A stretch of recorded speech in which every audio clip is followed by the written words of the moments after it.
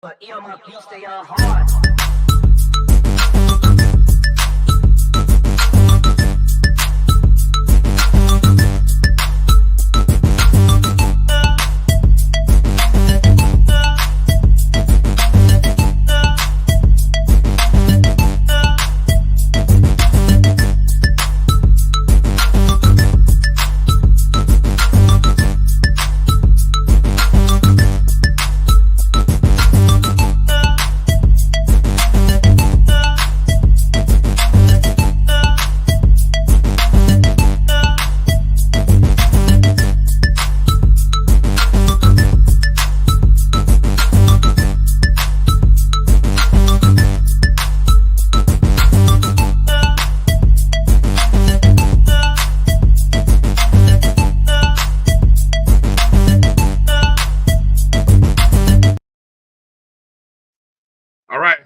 Hello. Good evening. Welcome to another episode of the BCSN SportsWrap right here on the Black College Sports Network as I get my stupid headphones figured out. Bryan Fulford here, and I got a potpourri, as I like to say, a potpourri of guests for tonight's show. Joining me coming up here shortly in segment one, my guy, Sly the Sports Guy. If you're not familiar, he and I have something in common. We make bold predictions, and every now and then they come correct. That's right. So I'll talk to Sly here coming up in just a second. In hour two, at the bottom of hour one, is Coach Farasi Norman coming up at the bottom of hour two. We're going to do some mid-season grades. We're going to grade the best offensive lines from the Division II and FCS level coming up at the bottom of hour one. Then at the top of hour two is none other than the biggest game of the year, in my opinion. And we've been hyping it since the preseason. Both teams were on a bye last week. So now it is officially FAMU versus JSU week. That's just one of what I call the best weekend of the college football season to date. Like we're like 7 to 8 weeks. Man, we're 8 weeks in. I can safely say we're 8 weeks in. This is the best weekend because we know what teams are, we know who they are, and now this is the weekend, I think, where we start to separate and we start to find out who's going to really be in the hunt come the last 4 weeks of the season as we get into November. So at the top of hour two, we're going to talk to the sports information director of Jackson State University, none other than Travis Jerome, who will come on. And I'm interested from a operational standpoint of just all of the planning that goes into this game. This is a big game. It's been at least a decade since FAMU has come to the Vet, but the Vet is not. They're no strangers to big games and big crowds and big atmospheres. So it'll be interesting to kind of talk about what goes into this game. This game, of course, was moved from ESPN Plus to ESPNU. So that means a wider fan base or a wider national viewing base. So that'll be interesting. And then at the bottom of hour two, to give that other side, my guy from the ONG Strike Zone, none other than Kelvin Rozier. And so we're not going to solely talk about the FAMU JSU game, but hell, it's going to get a lot of the conversation coming up here in hour two, as well as the new and latest HBCU BCSN top 5 rankings for the non-Division I and Division I side. So I say hello to everybody that's watching right now on YouTube, on Facebook, Instagram Live, and X. Those of you in the chats, thank you very much for coming in. Go ahead and hit that thumbs up and the like button wherever you are. And those of you watching on Instagram and X, I think you can still do some chats on X, and I will see them. I can't guarantee if you send a chat on Instagram Live that I will see it, but I will pop over there every now and then. Like I already see Edwin Moore already popping in. Edwin, who's normally on YouTube. I see Edwin on Instagram Live. So good to see He's sitting there doing a little rewatching of the Texas Southern game. Woo, we'll talk about that as well. He's watching a little bit of the fifth quarter action. Fifth quarter was, I don't know if you mean the fifth quarter as in the band fifth quarter or the fifth quarter of the game, because there was an overtime game. So I'm not sure, but when Edwin pops in on YouTube, you'll see it there. But let me bring in my guy Sly here, coming in. There he is, none other than Sly the Sports Guy. Sly, how you doing tonight? Man, I'm doing good, man. You're talking about that Texas Southern game, man. Woo! Those last minute or 30 seconds or whatever after that point? Yeah, the last 30 something seconds, 24 seconds, I think, is where Texas Southern was punting. I equated it this morning. So the decision, just in case anybody didn't know or didn't see it, Texas Southern has a 19-12 lead. They're backed up fourth and whatever on about their own 15-yard line. There's only 24 seconds remaining in the game. And so I think right before a timeout was called, and the broadcast crew, Charles Bishop and the other Charles, I forgot his last name, but it's a Charles and Charles crew. But anyway, I know Bishop very well. And Bishop brings up a great point about, do you punt the ball versus running into the back of the end zone, taking a safety, then kicking off where you get a clean kickoff, right? Now, I will talk to Coach Farasi later, but Sly, I told Drew, this is the equivalent to the basketball, and you do basketball games, so you know what I'm about to go to. This is the equivalent of, I'm up 3 with about 10, 15 seconds left in the game. Do I foul and send somebody to the free throw line, or run the risk of them hitting a game-tying three-pointer, right? My coaching philosophy, I don't like to foul. I don't like to give anybody free points. But you and I have seen enough instances that has come back to burn people. So this was, in my book, the equivalent of that. What's your takeaway? What's your thoughts as you watch that play out? Well, the funny thing, this is the great thing about being what I like to call the couch coaches. The couch coaches, we can make these decisions when we don't have a paycheck on the line. Our mortgage don't count on these decisions. But, ever since our money ball, the way baseball is going, and everything is now analytics. The analytics says that you need to take the safety. That's what the book, if you in Vegas and you at the blackjack table where they say what the book say, that's what the book says. The book says take the safety, take the points, and then let's worry about it. Let's worry about it on the free kick. Make them drive, 70 yards down the field and score. But what if he takes the safety and then they take the return back for a touchdown? Or they take the return down to the 10-yard line. It is. I'm not mad at him for punting. Whoa, that punter! Oh my goodness, and it was a botched punt. It was not blocked. It was just a bad.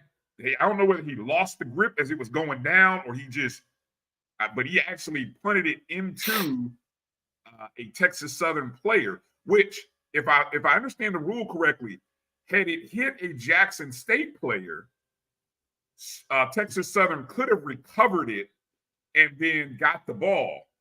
But because it hit a Texas Southern player first, and then it was recovered by Southern, it then became their ball.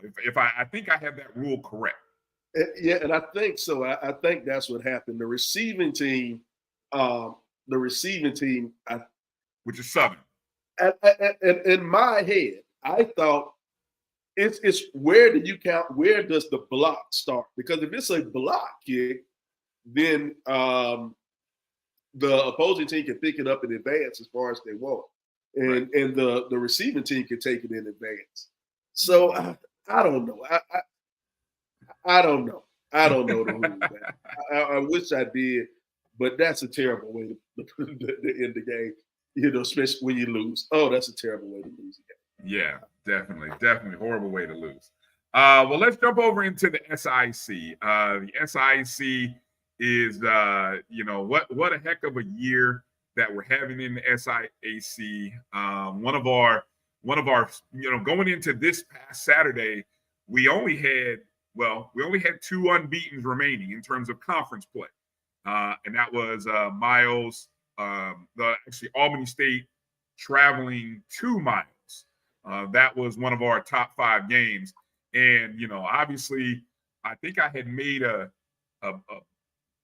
not going to call it a bold prediction, but I think Albany State had owned this series over the last several years. Miles with a 34-14 win.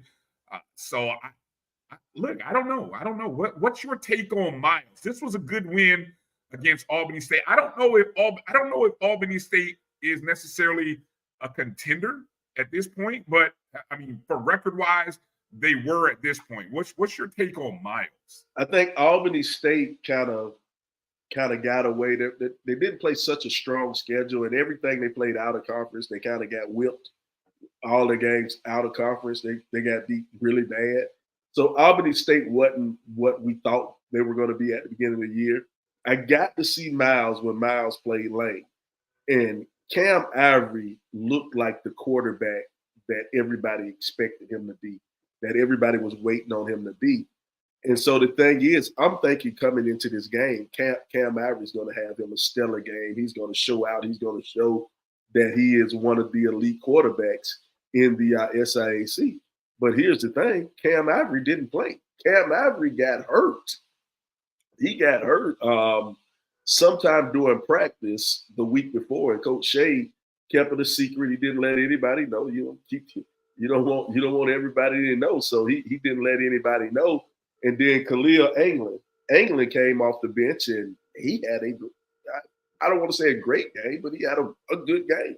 He was 20 for 30. I'm looking at the stats. He was 20 for 32, 225 yards, 1 touchdown, no interception. Hey. And then you look at the rushing attack, Roderick Thomas, he had 114 yards rushing. So they really beat I hate to say it like this, but they beat Albany State up. That dirty blue defense, they hit them in the mouth. They really hit them in the mouth and beat them quick, and they jumped out on them quick because the young freshman got an interception and took the interception back for a touchdown on Miles went down the field first and scored on the first drive. And then when Albany had the ball, I think it was their third play or maybe the second play for scrimmage. I can't remember. But the young kid took the interception back for the touchdown, 25 yards, 20 yards for a touchdown. And so after that, it was just you couldn't catch them. You just couldn't catch Miles. They just looked like the better team and the better team with a backup quarterback playing. So Miles, they look really, really good. Yeah, and this is one of those things where I think the way the conference and the scheduling is set up, it's really going to be interesting to watch how these teams, how it all shakes out. Because you go from 1 week of playing who you had to play if you're Miles, and then the next week, guess what? You got to turn around, and then you got to go on the road and play Clark, Atlanta. And see, this kind of works out for Miles because right now Miles is in the driver's seat. They're in the driver's seat in their final 4 games. They play Clark, Atlanta, Benedict, Morehouse, and Tuskegee. And let's just be honest, Clark, Atlanta is the only challenge they have. They should go to Benedict, and they should beat Benedict probably by 20. They'll beat Morehouse. They'll probably beat Morehouse by 40. Maybe 45. Maybe 45. In Tuskegee, they play at Tuskegee for home. They play at Tuskegee's in their homecoming. That's the trap game. I think. That's the trap game, but they are a way better team than Tuskegee. They are a way better team than Tuskegee. So they'll beat Tuskegee by 10 or 15. But the thing is, they have to go to Atlanta, and they have to play Clark next week. They're on that high from beating Albany State. Mm-hmm. How do you come in town to Atlanta on homecoming and take on Clark? That's That's going to be the game of the week. It's going to be a big game. Yeah, no doubt. Speaking of Clark, of course, we were all eyes wondering how they would handle adversity for the first time this year. Now, if anybody's not familiar, Clark or Sly does the Teddy Keaton show every week on HBCU game day. Usually airs, I believe, Monday. Monday, what do you guys record on Monday morning, and then it airs Monday afternoon or something like that? Yeah, we record Monday evening, and then depending on how the producer's feeling, it'll get out shortly after, before 8:00 Monday evening, or maybe before 8:00 Tuesday morning. Right. Depending on the producer. Right. So coming out of the first loss of the season, I think we were all wondering how Clark would handle dealing with adversity. I think like any team, you always wonder how a team's going to handle the adversity of losing for the first time in their season. And they had to go to Central State. I believe it was Central State's homecoming. So there was that added, thing to it. And I was trying to find my box score, but you would know better than me. You will not find the box score on that one. You will. I do have some stats for you. I got some stats we can put up, but they. I was gonna say the final score was Clark 25, Central State 20. Unfortunately, though, we didn't get to see. Even though the game was on HBCU Go, we didn't get to see the end of it. No, we did not. Sadly enough, which spawned an epic rant. I hope you don't mind me airing it and putting it out there. Put it out there. Yeah, an epic rant by Sly here, calling. And I always say, whenever you do something like this, you always got to make sure you tag the appropriate people. So you got to make sure. You got to make sure. Hey, the Griot, HBCU Go, all this investment and all this money that you're giving to the SWAC and to HBCU, and then all of a sudden, in the crucial, I'm gonna let you tell it, Sly, because at what point did the feed actually go out in the game? Well, the feed went out. What ended up happening? Central State took the lead. Central State took the lead with just over a minute to go. It was a bad punt. Clark had the lead all game. It was 19-13. Clark had the lead. And then they were backed up inside the 20-yard line, and Clark had a terrible punt. They had, I think, a 15-yard punt maybe. And then Central went in and scored probably in about 5 plays, took the lead 20-19 with about a minute and 20 left. But that's nothing for David Wright, man. He drives the ball down the field. I think he performs better when they're down, to be honest with you. I think he performs better when he's playing from behind. But he drove them down the field. They scored with 24, or maybe they scored. No, I'm getting Texas Southern confused. They scored with about 33 seconds left. And the score was 25-20. So they called the timeout to try to figure out if they're going to go for 2 or what play they're going to use to go for 2 to make it a 7-point game. Well, they never came back from the timeout. They went straight into regularly scheduled programming. The show was supposed to start at 4:30, and whatever show was supposed to start at 4:30 started. Yeah. You could not find the game anywhere. It wasn't on the HBCU Go app. The game was gone. It was it. And then it was no live stats, so you couldn't just follow along with the box score to try to figure out what's going on. So the only thing you really knew that with 20 seconds left on the clock, Clark was going for 2. And nothing would happen. So I'm typing around Twitter trying to find somebody who's there. And apparently everybody who was live tweeting the game, they were watching the game on TV as well. Oh my God. So man, it was, I was highly disappointed, man. Oh God. It was a couple of cuss words around my house. I bet. It kind of underscored what I briefly said this morning on Doc's show, that it was one of those weekends where I felt like you know, you and I are in this. We do this and we see a lot of this. And I just felt like whether it be the broadcast quality or just the broadcasting, it just felt like here we are in week 7 or 8 of the season. And I just felt like in a year where we have unprecedented number of games, I mean, a record number of games are available every day or every weekend. I just felt like this was a bad weekend. It was a bad weekend for a lot of games, whether it be the technical difficulties that you described or other little things. And it's like, guys, we don't have this figured out by now at this point in the season. You know, and that was what was disappointing. So I didn't catch this particular game because when I was flipping around all over the place, and I think I was watching some stuff on the CIAA Sports Network, and so that's why I missed the end.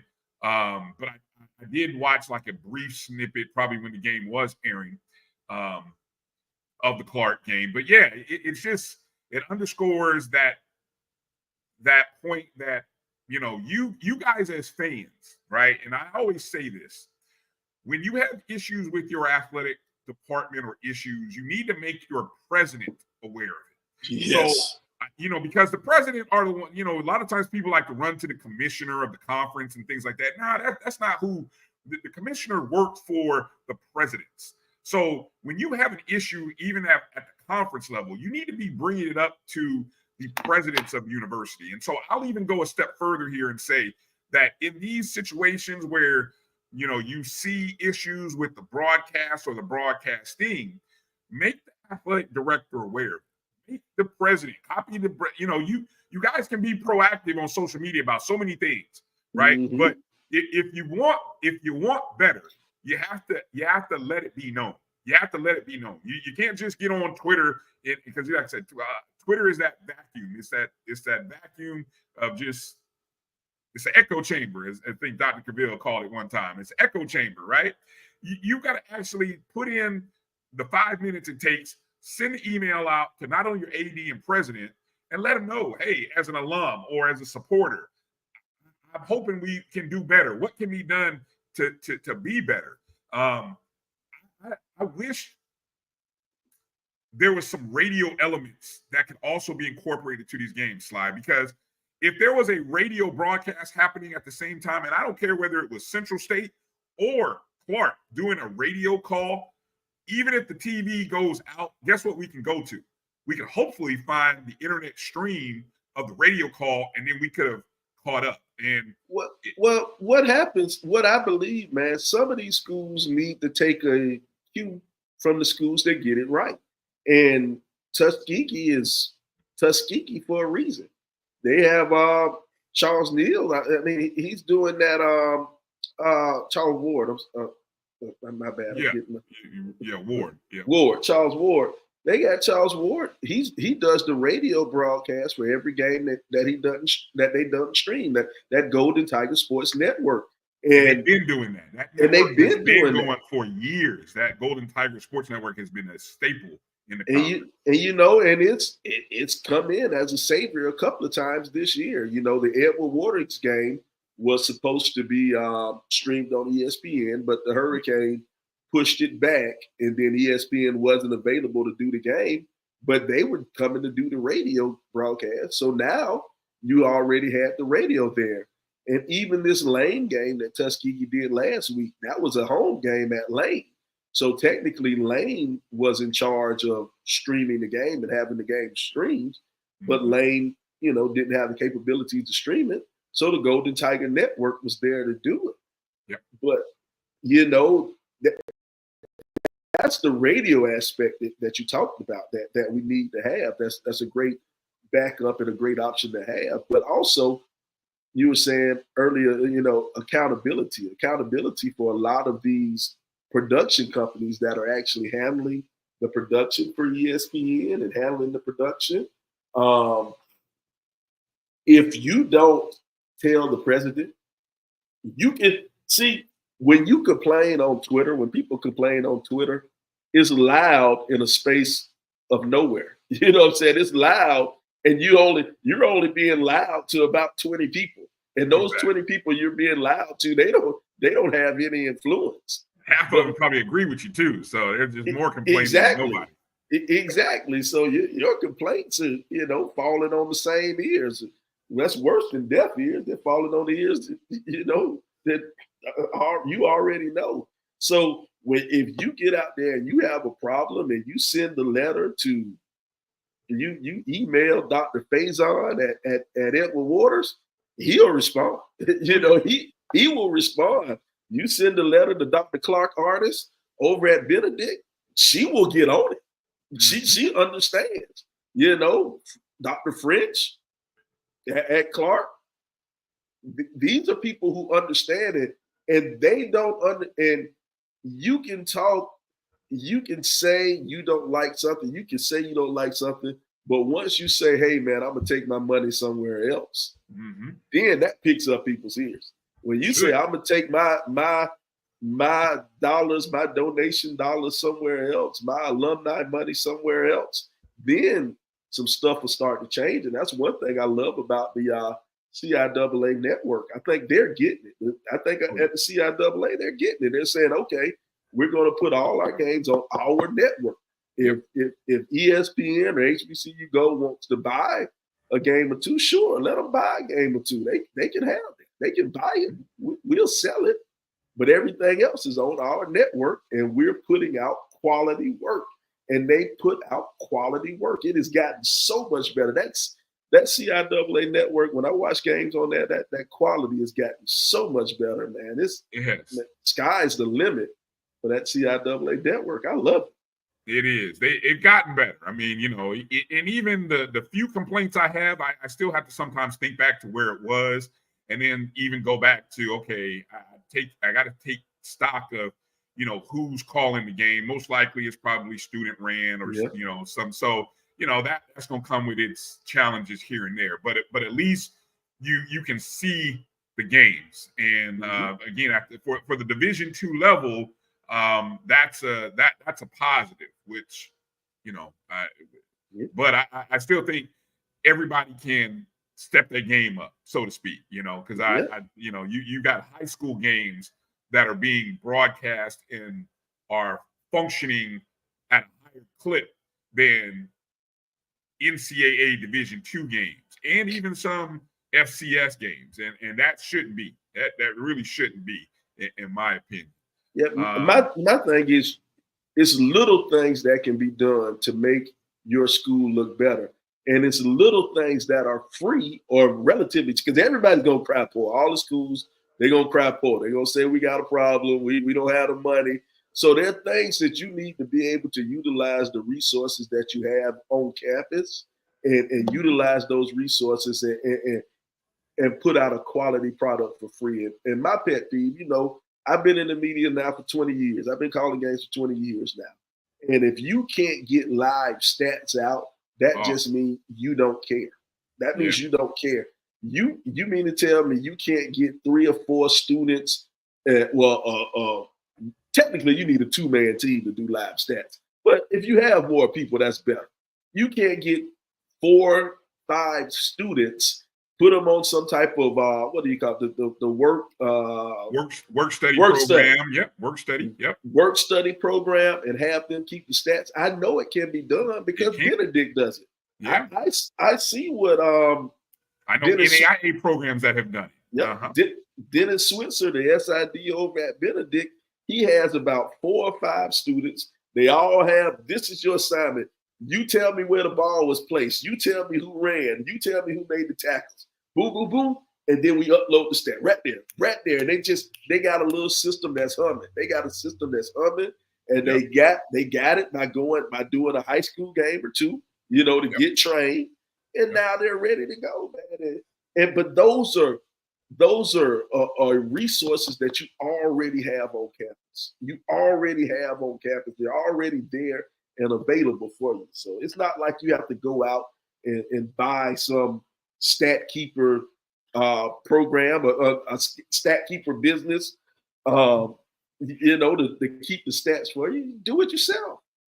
You can. Yeah. Sorry, definitely. man. I'm getting hot. That's all right. That's all right. I love it. And that's a top-down thing. Again, starting at your highest level, whether it be your athletic director or your president. you know, and that's where it starts. And so that's why I say your voice needs to be heard to the president. And yes, there's money, but even, you know, there's money that's involved in doing that. And there's creative ways to do everything, guys. There's creative ways to do everything. Again, you're an NCAA program, you know, and so I think part of being an NCAA program, there should be a level of standards that we should be hitting in 2024. Again, we're not in 1994 or 1974. This is 2024. We got to do better. Got to do better. All right, quickly, little quick scores from the weekend. Again, Tuskegee with a 10-point win on the road. You already mentioned that. How about Fort Valley State, 49-40? I got a chance to call the Fort Valley State game. Sly, I'm telling you, I like this team. I really liked Fort Valley State. I probably liked them more than I did the very first week of the season, but that's a team I'm gonna have my eye on coming down the stretch. I tell you, that Brandon Marshall, man, I love what he does as a back, man. He runs so well. He catches out of the backfield well, man. He is a complete back. I really like him. I really like Brandon Marshall. He is. Definitely should be in the running for a conference. I know David Wright will be in the running. I know it, but Brandon Marshall should be in the running for Conference Player of the Year. I've seen him live and in person, and it's impressive. Shout out to Kentucky State getting their first win of the year. I mean, this is a team, Sly, that, I mean, the first 3 weeks of the season, they gave up some brutal streaks. Like, I'm talking streaks that may not be replicated in terms of points allowed. There were periods where it was like canyons in which they were giving up points. And so to see where that program has come, where they almost beat, who was it? They almost beat Morehouse, was it, a couple weeks ago or a week or two ago? And then they finally get a win over Benedict, 23-21 on homecoming. No, this is number 2. You forget they're on a 2-game streak. They beat Lane last week. They beat Lane. Yeah. Oh, my bad. Oh, okay. We'll see. Hey, look, it was such a 2-game winning streak. It was such a shocker, man. I'm still having a problem believing it, man. You know what's funny about Kentucky State? Before the season started, I really thought Kentucky State would be a lot better team this year. A lot of people did. I thought that air raid offense was going to finally come together. I thought they were going to gel and they were going to beat some teams. But God, I don't know what's the problem with Kentucky State. Why they just can't quite figure it out. But hopefully, I think things may be changing for them. They may be trying to figure some things out, because I'm looking at that schedule, what they have coming up. They got Tuskegee next week. Tuskegee next week. Then they have Allen. Then they have Central State to end the year. Those are 3 very winnable games. They are 3 very winnable games. Are you saying 500 is a reality for Kentucky State? Is that what I'm hearing from you, Sly? I think so, man. They got 3 games left. They're 2-5. They could possibly end this year on a 5-game winning streak. Wow. Tuskegee's gonna be tough because they're going to Tuskegee. Allen has to travel all the way to Frankfurt. Anybody traveling to Frankfurt, that's a hard game just to go. When you got to go to Central State and go to Kentucky State, it's a hard game for anybody going. And then they end the year at Central State. Central State's a good team. Central State has a really good defense. They probably won't beat Central State, but who knows? It's a rivalry game. Anything can happen. Man, that'd be a heck of a turnaround from where they were. All right, Sly, let me get you out of here with this. As we close up the segment, obviously the biggest game on the docket, Miles traveling to Clark, Atlanta. It's Clark's homecoming, 1 o'clock. Obviously, those of you want to, again, encourage you to be looking out for the HBCU Game Day broadcast of the Teddy Keaton Show featuring Sly and Coach Teddy Keaton. Should be sometime Monday evening, or when you wake up on Tuesday, it'll be there. So make sure to HBCUGameDay.com. Make sure you're following on YouTube and all those other places. So just a quick thought, Sly, as you look at that game. I think that's the feature game of the weekend among a full slate of games. What's your thoughts on that game as you think about it? It's gonna be a really good game, I believe it. And my thing is, I think Miles is more of the complete team right now. I think Miles is the complete team. They can run the ball very well. I like the running attack. Their quarterback now, if Cam Ivory plays, I don't know what's wrong with Cam Ivory, but the backup England, he did a good job last week. He was a serviceable backup, so they should be well on offense. The thing about Clark's defense is playing a lot better than what they were when they started the season. They're playing a lot better defense, but Clark's defense their problem is they get beat on one play. They will hold teams, 3 and out, and then somebody will bust one play and they'll get a 70-yard touchdown on them. And that's how Clark gives up points on defense. It's not like they let teams just run it down their throat. They give up points. Even when they lost to Savannah State had their touchdowns came off of the drives of, I think, like 32 yards, 34-yard drive, and then they had a one-play 70-yard drive. Those were the touchdown drives that they gave up, So they play really good. They're playing so much better defense, but it seems like the offense is kind of coming back to earth. The offense is slowing down a little bit. They're everybody, they know what they can get out of Wright, and they're throwing them different type of coverages. They're putting some pressure on them. People have been managing to get pressure with the front four, and the offense is kind of coming a little bit back to earth. So now we got to figure out what type of game are we going to see from Clark. Are we going to see a complete game? Because they have not played a complete game all year. I mean, as a complete game with their offense, defense, and special teams ticking, they have not played a complete game all year.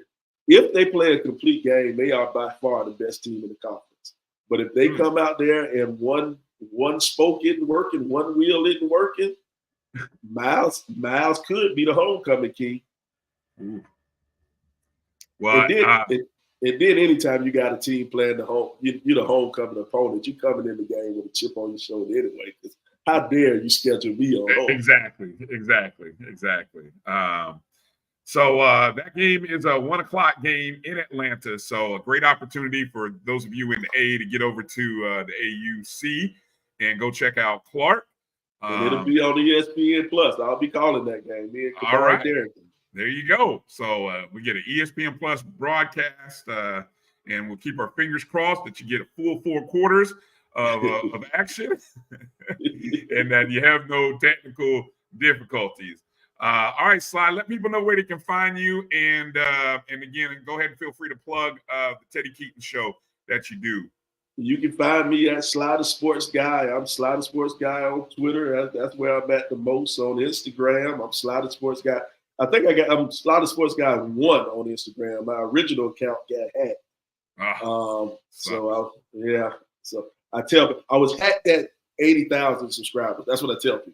I don't know how true that was. But that's what I tell you. That's pretty good, though. I mean, man. Yeah. Okay.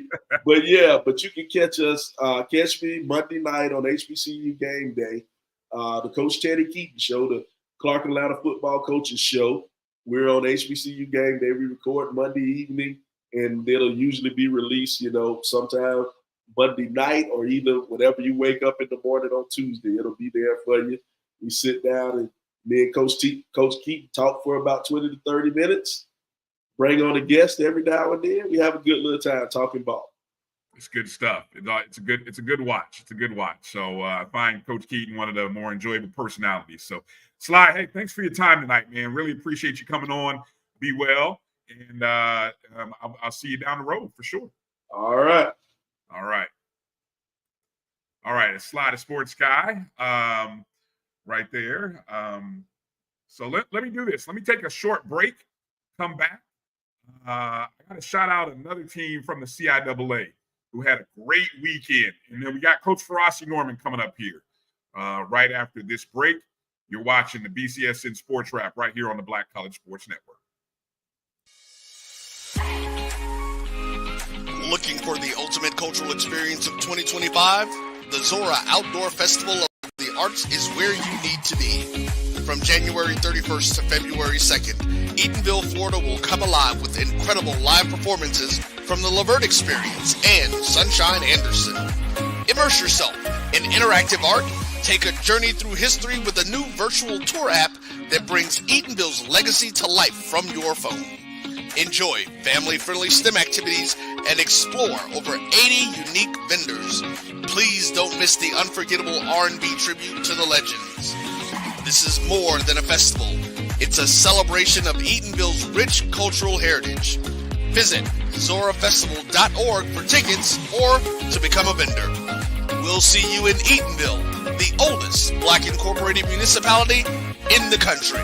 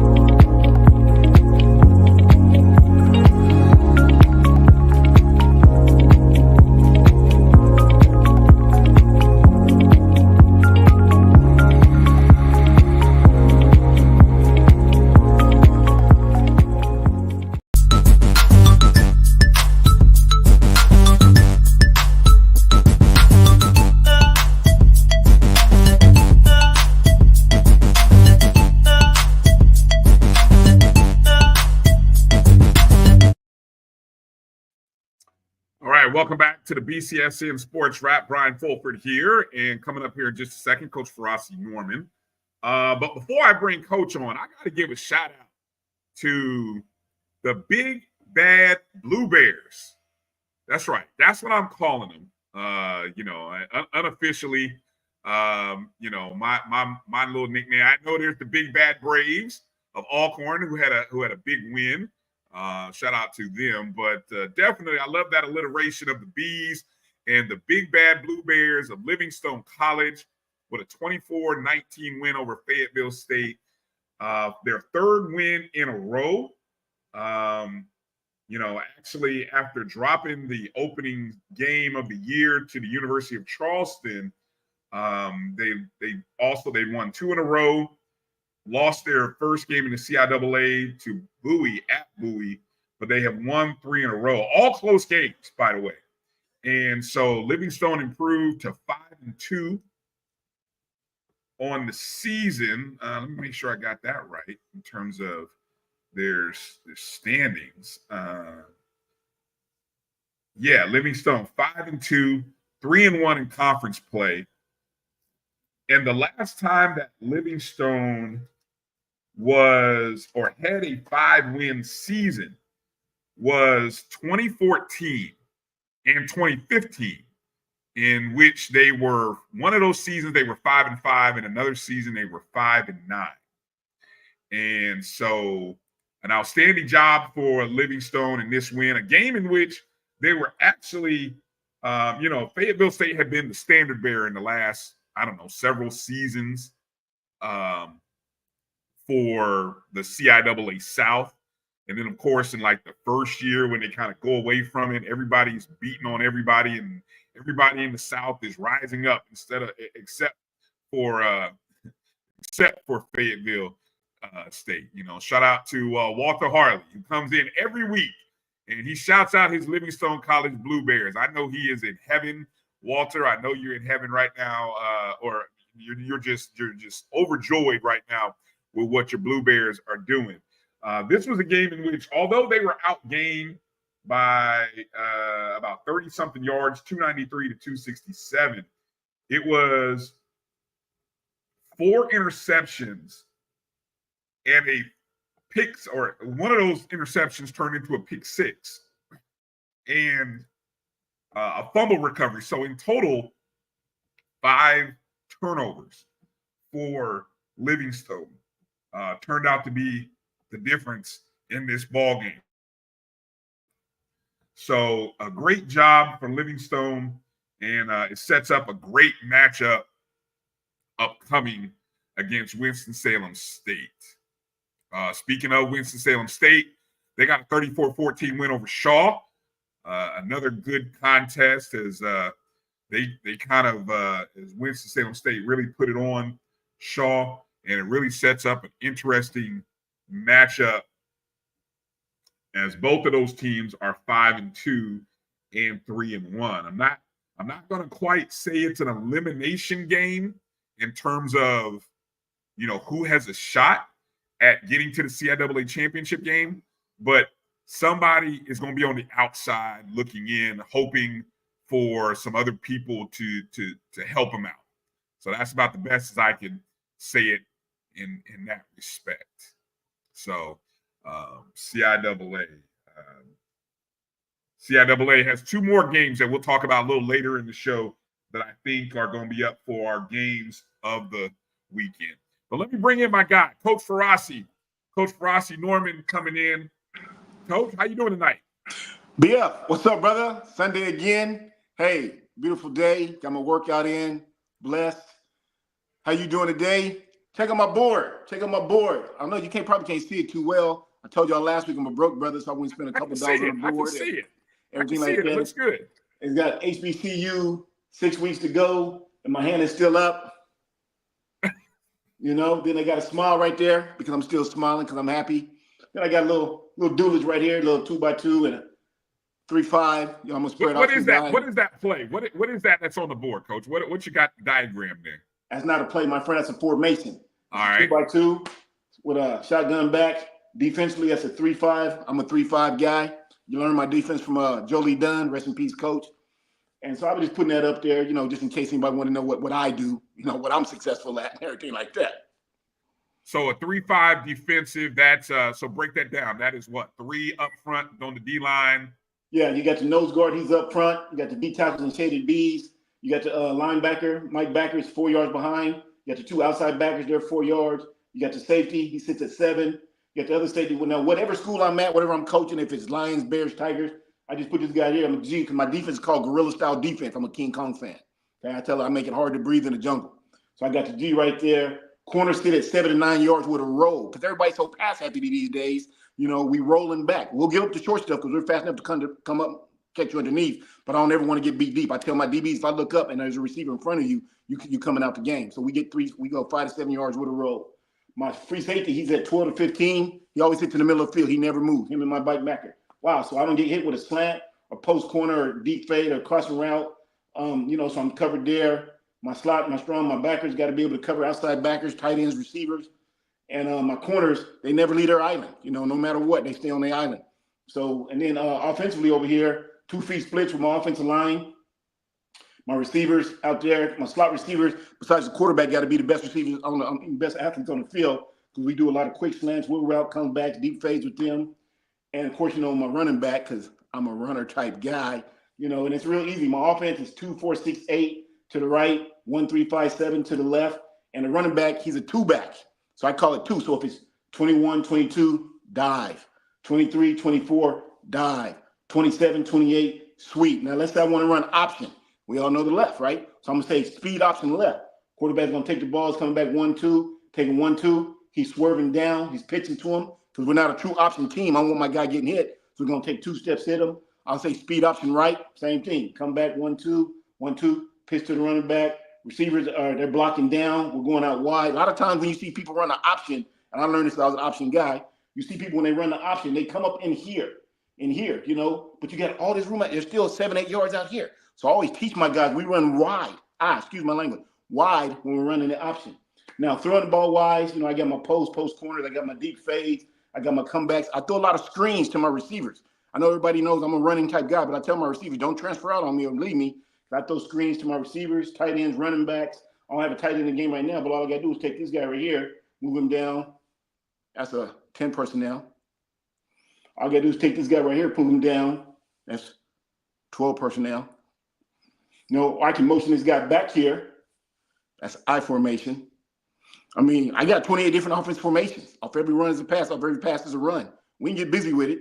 But like I say, BF, 6 weeks to go. I'm smiling. So let me ask you this quickly here, because I know we got a lot to cover. You're an offensive guy. You mentioned your defense that you like to run. Obviously, if whatever school gives you the opportunity, they may run something a little bit different, right? How hard is the transition from schools that may currently run a 3-4 or 4-3 to the 3-5? I mean, will it take a year or two to get the right personnel to run that? I mean, how does that work? What's the transition like? I recruit athletes on the defense side of the ball that are big, fast, strong. You just mentioned a 3-4. Here's a safety right there. Now this is a 3-5. Okay. Now, boom, back him up. That's a 3-4. Bring him down. That's a 3-5. Back him up. Bring him out. That's a 3-3. So all we're doing is moving guys around. It's not hard at all. Once again, you just recruit big, strong, fast guys. I teach my guys everything. My D linemen, I know right here it says nose guard, tackles, but I teach all my D linemen the same thing. Butt down, head up, shoot a gap. Pressure the quarterback, stop the run, create turnovers. My linebackers, only difference is my inside backer, he's probably a little bigger than everybody else because I need him to be a little more physical because he's taking on guards. But my outside backer safeties, they're 5'11", 6'2", 195, 210. They're hitters. They got to be able to cover slots and tight ends and running backs, but they got to be able to knock people's head off too.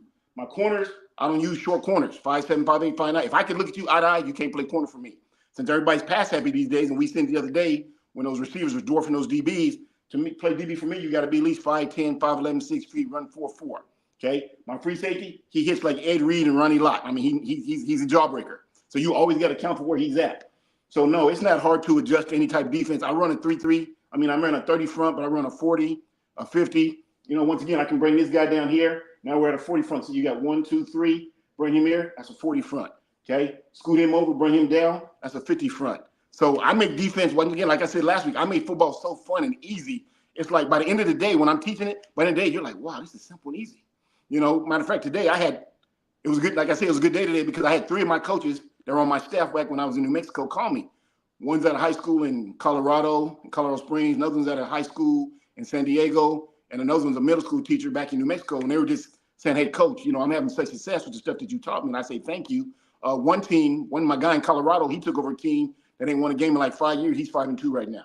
And I said, brother, you was a good assistant. So I was my honor to teach you. My guy in California, he's at a private school, rich white kids. They ain't got to do it, but, you know, rich white kids, you know, they got things going on. But scholarships not really on one of their mind, but they're 5-5. I mean, I think he said he's like 3-3 or something like that. And then my buddy at the middle school, he's won back-to-back middle school championships using my defense. And I call it GSD, guerrilla-style defense. Because I got a big King Kong. Like, if you walk into my office, behind my desk, you're going to see a great big King Kong and he's staring at you. And I say, that's what I want the quarterback to see when he's looking to do. When he's saying down set, I want him to see that nose, that face, them eyes, like, oh. He calls a timeout, and the coach like, what are you doing? Coach, those guys over there, they're real. Like, yes, we're real. Everything like that. And then offensive, yeah. I mean, I can coordinate Bryan on either side of the ball. I prefer offense because I like offense, but I got a defense side in mind. When I was young, my offense coordinator at Langston, he told me, Farasi, know all sides of the ball, offense, defense, special teams.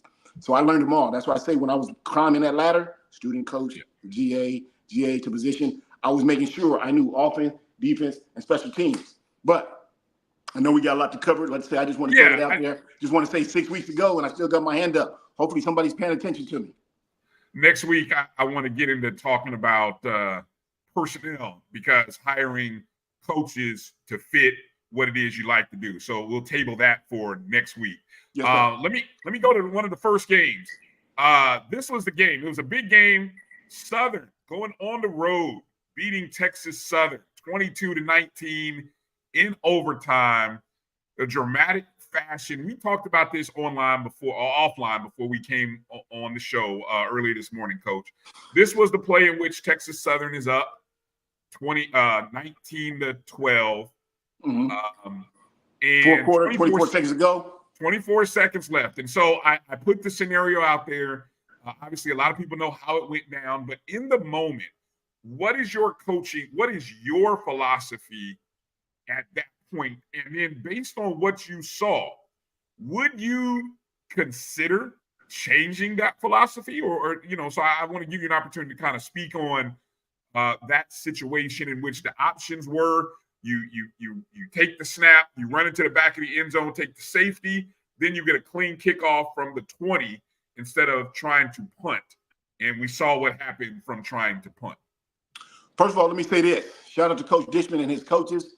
I think that Texas Southern looks a lot better than they ever have, honestly. We all know Andrew Body was a great quarterback. He had over 4,000 yards rushing, everything like that. But yesterday was the first time I actually really saw them since, when they had Andrew Body, I would just watch a segment here or there because they wouldn't really do anything. But I watched that game yesterday, and I was like, wow, they look so much better. Offense, defense, special team. They were hustling on defense. I was impressed with that. Of course, Coach Dishman is a defensive guy. So I wanted to give him a shout out on him and his coaches. Now, back to what you're saying. Bryan, you never change his philosophy. It's like leopards. You got to, don't change your spot. You got to stick to it.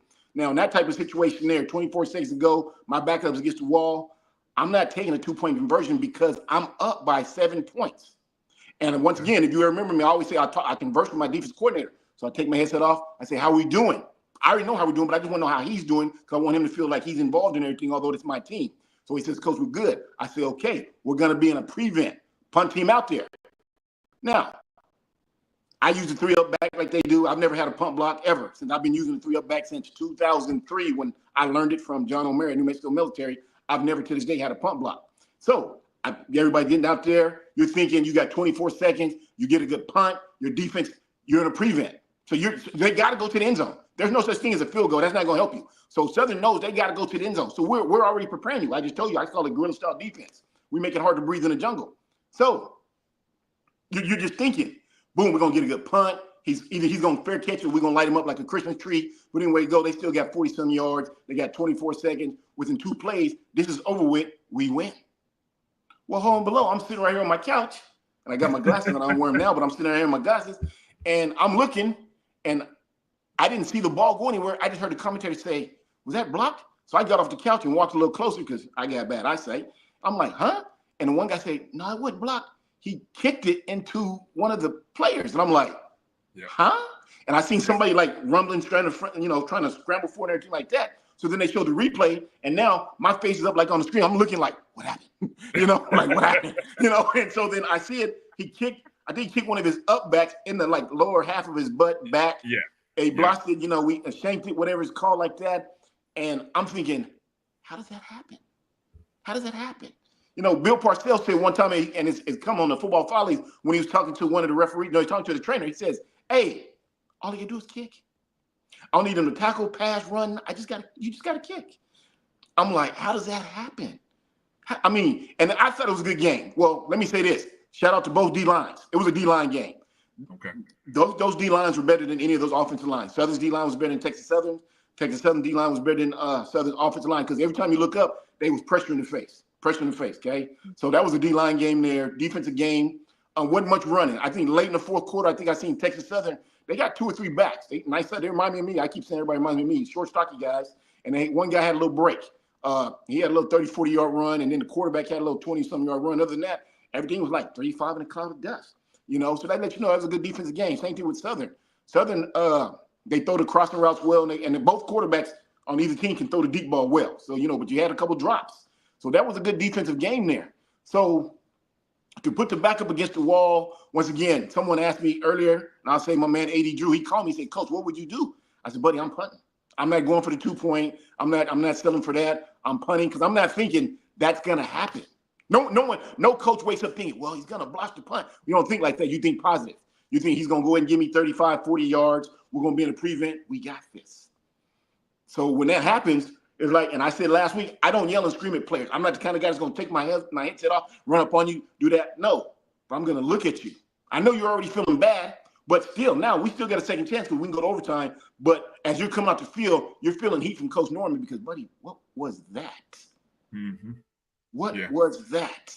Then they go into overtime, and the guy misses it. The kicker misses it.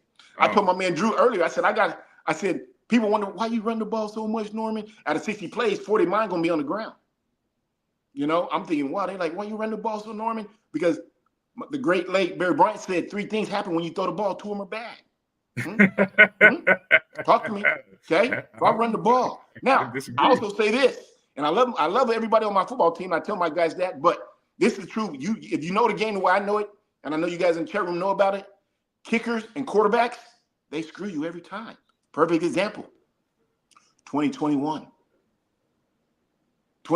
That's the score. 7 seconds to go. Quarterback's got the ball. He draws back 1, 2. Receiver's on a deep fade, but he sees a tight end curl up. He throws a cart in. The Mike backer, who's taught to drop back 3, 5 to 7, hook curl flat, picks it, comes the other way, and all he has to do is drop because it's only 7 seconds to go. They got the game. Yesterday, in overtime, 35-yard kick. I tell my kickers real quickly, if you can't kick 50, you can't play for Coach Norman. Don't even call me. I'm not going to recruit you. That's real deal. If you can't kick 50, a 35-yard, what was it, 42-yard kick, and we get this out the way, and he wide right. Yeah. So, yeah. So, remember a couple weeks ago, when I was telling you, we was in junior college, we called it Florida State. Remember back in the early 90s, Florida State should have won like 4 national championships in a row. So, we say Florida State would mean wide right. So, how do you wide right me? Yeah. But even though you work on that stuff, it happens. And as a head coach, you can only just be upset about it. No need to yell and scream and grab the kid because that's not legal. You can get fired for that. But, you just have to move on and get better. Although you work on that stuff in games. But back to what this is all about, that blocked kick. No one ever envisioned. I laying on my couch last night, I wouldn't have said, he's about to block it. I'm saying, wow, he's going to go ahead, punt it, get into a pre. I'm talking to the screen like they can hear me. Punt it, go ahead and get to a preview, coach, you got this. Bloop. I'm like, it's not ready. What was that? And the guy's like, I think he kicked the punter in the back. I'm like, oh, wow. So that was just a tough decision. I know that punter's probably feeling bad because let's be 100 about it. Let's be 100 about it. You lost the game. You got one job. You got one job. Yeah, you have one job. And unfortunately, yeah, you couldn't execute the one job that you had. So that's a tough spot to be. Yes, sir. Tough spot to be. All right, let's get into some mid-season grades because that was one of the things that we worked on, and we said, Coach loves his O-lines. Yes, I do. We said let's break down the offensive line play, not just from the Division II level, but from the Division I level as well. And so what we have here is we have the top 5 offensive lines. Now, this is prior to Saturday's game. So these numbers and stats are based prior to Saturday's games. So some numbers are different. And I tried to put some context in terms of showing people the number of games that each team has played. So we broke this down here, Coach, into the top offensive lines in Division II. And I'll just 3 categories that you wanted to look at, which was total offensive yards. Yes, sir. The total of yards per play, and then the yards per game. Yes, sir. And so as you see, the top 5 schools on the Division II level, Johnson C. Smith, West Virginia State, Virginia Union, Albany State, and Fort Valley State.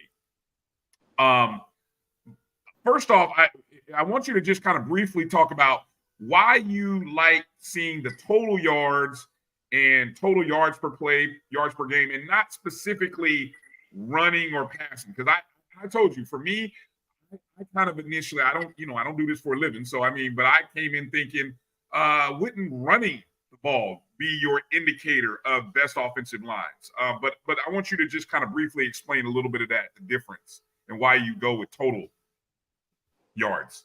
BF, first of all, let me give a shout out to Jamie. Jamie Walker. I called him up and he helped me put this together. So Jamie, if you in the chat, you're watching, hey brother, thank you. He's a good dude, man. I thank you guys for introducing me to me. So anytime I need that brother, I call him up. He's on my side to move up front. So Jamie, aloha way. That means we love you. And now, answer your question. I didn't want to just go runs or pass, Bryan, because like I say, I'm a run type guy, and we're gonna use some teams that people know about. Let's say Nebraska. Remember in Nebraska in the 90s, they were running for 3,800 yards a year.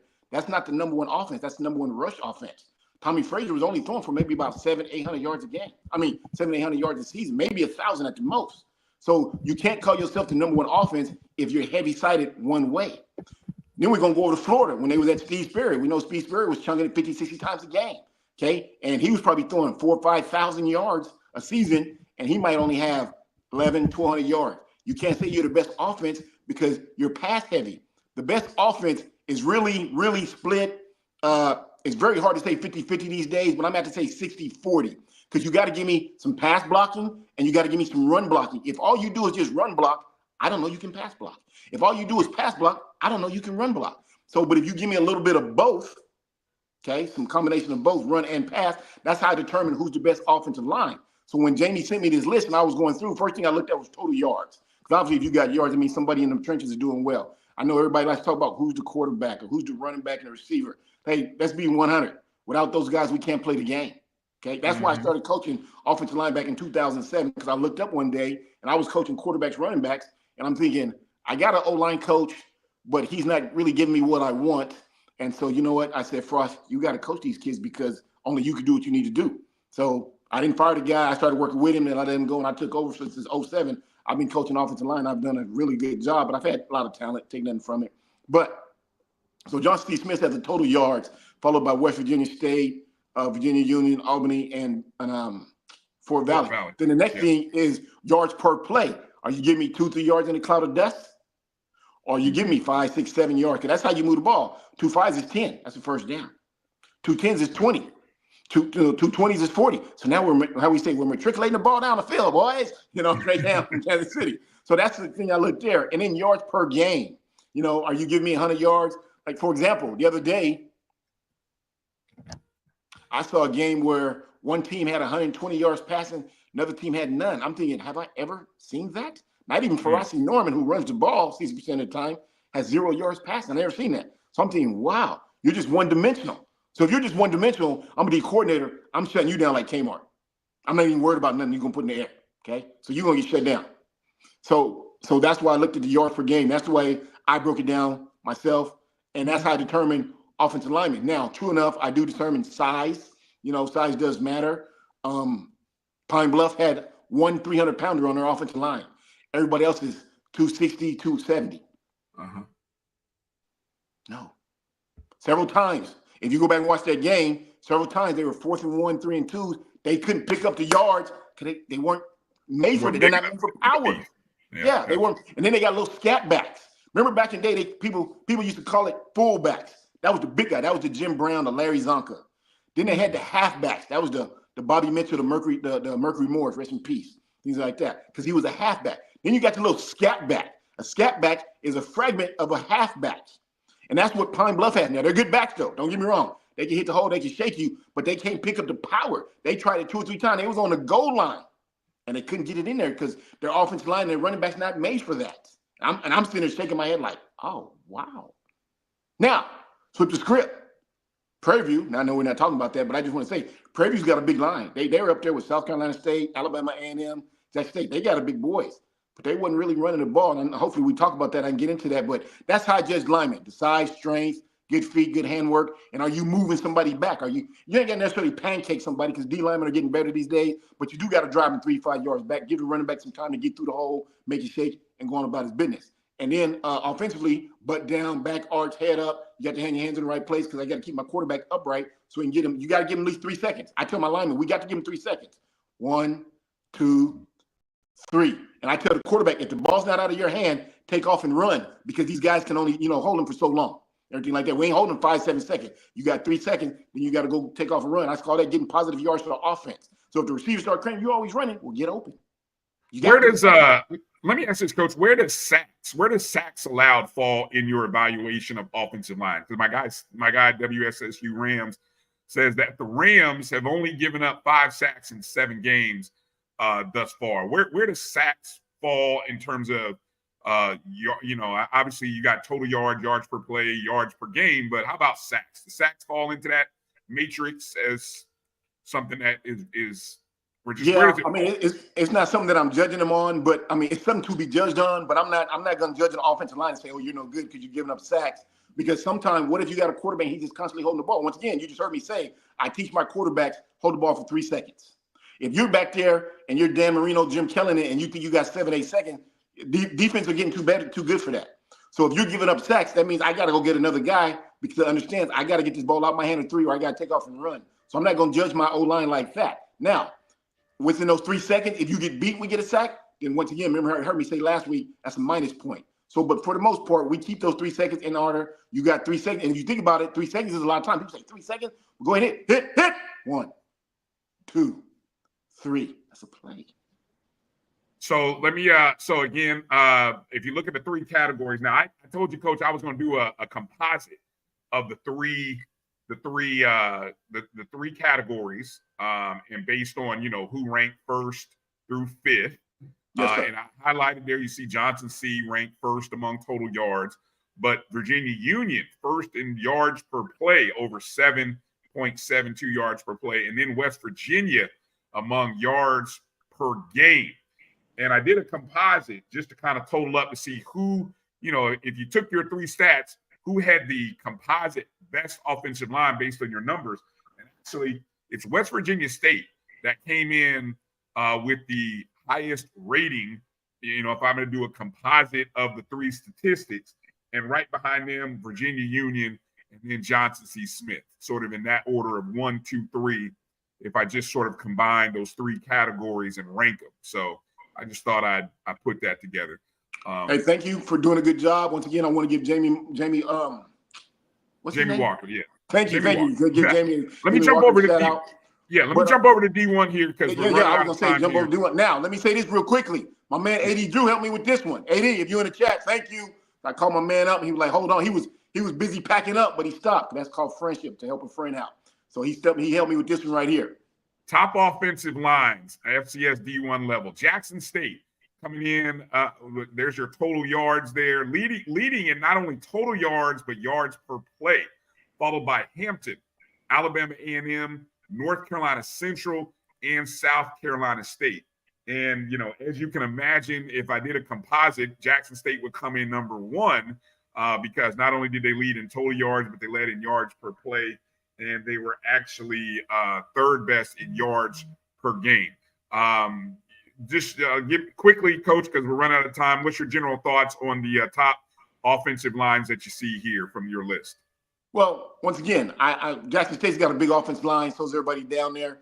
Everyone on that group right there has a pro prospect, probably along with someone else who's probably being looked at. They're all big. They're all 320, 330. I like that. They're physical. They're doing a good job up front. Anytime you're at week 4 or 5, we're at week 6, and you got 22, 23, 2,100 yards. You got more than 2,000 yards. Once again, I wouldn't really determine on who's passing, who's running.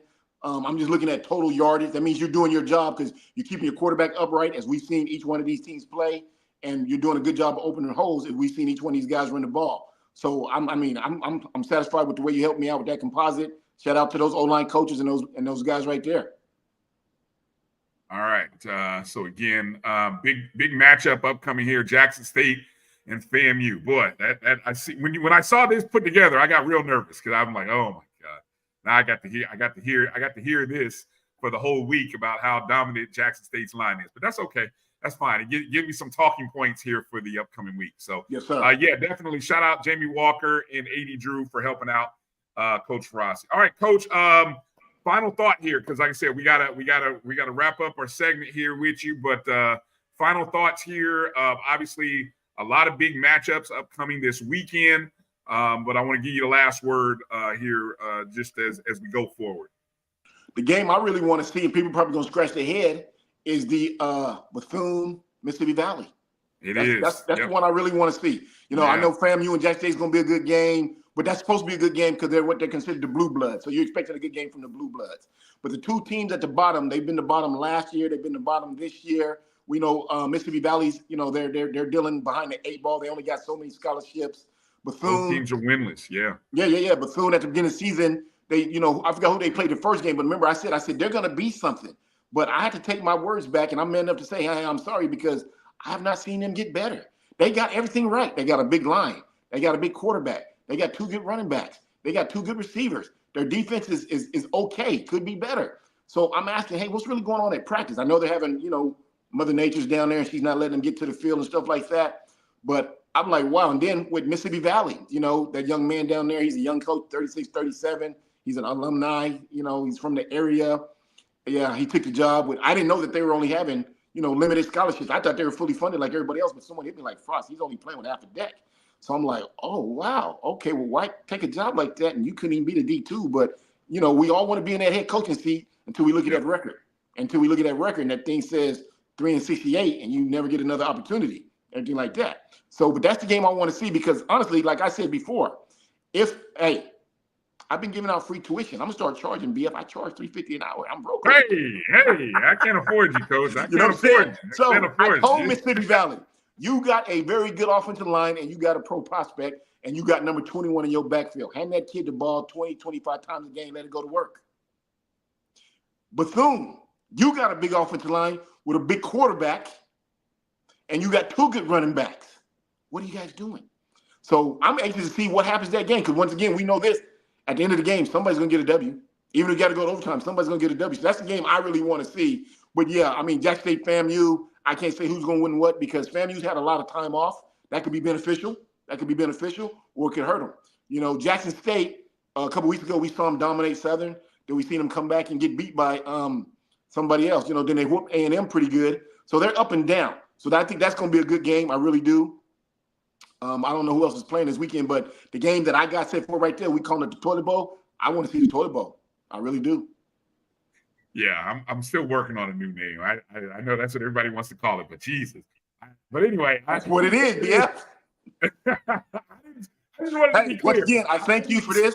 I'll get with you in the middle of the week to let you know the games I'll watch. Once again, I want to see the Toilet Bowl, everything like that. But I'll probably try to check out FAMU and Jackson State. There you go, right there. And I'll get a list together and I'll get it over to you and AD in the middle of the week.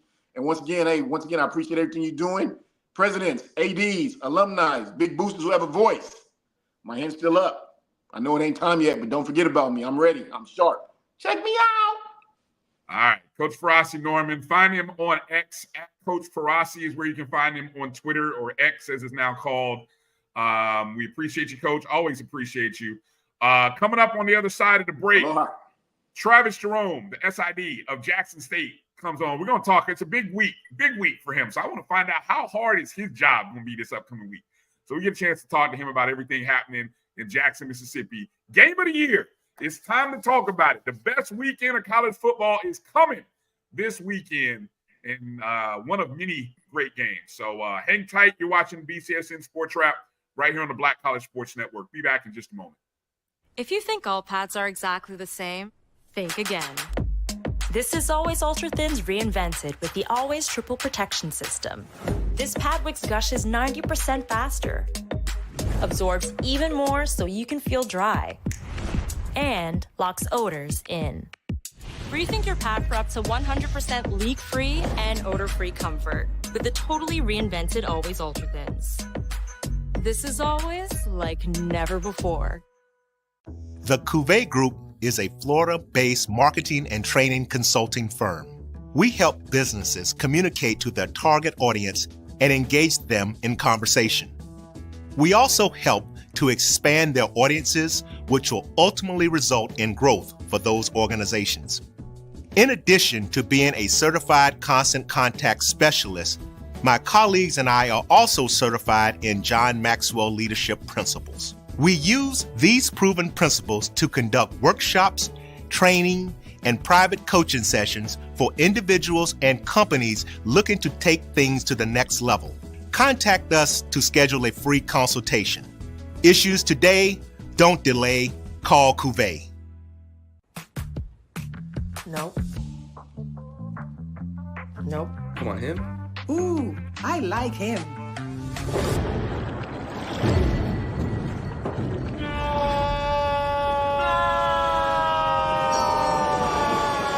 Quick, the quicker picker-upper. Bounty picks up message quicker, and each sheet is 2 times more absorbent, so you can use less. He's an 8. He's a 9. Bounty, the quicker picker-upper.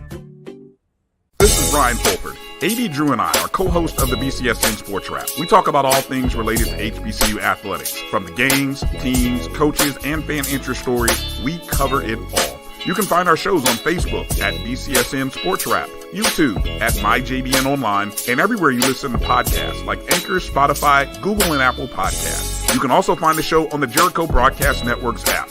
Make sure to download. We look forward to you joining the conversation and being a part of the show.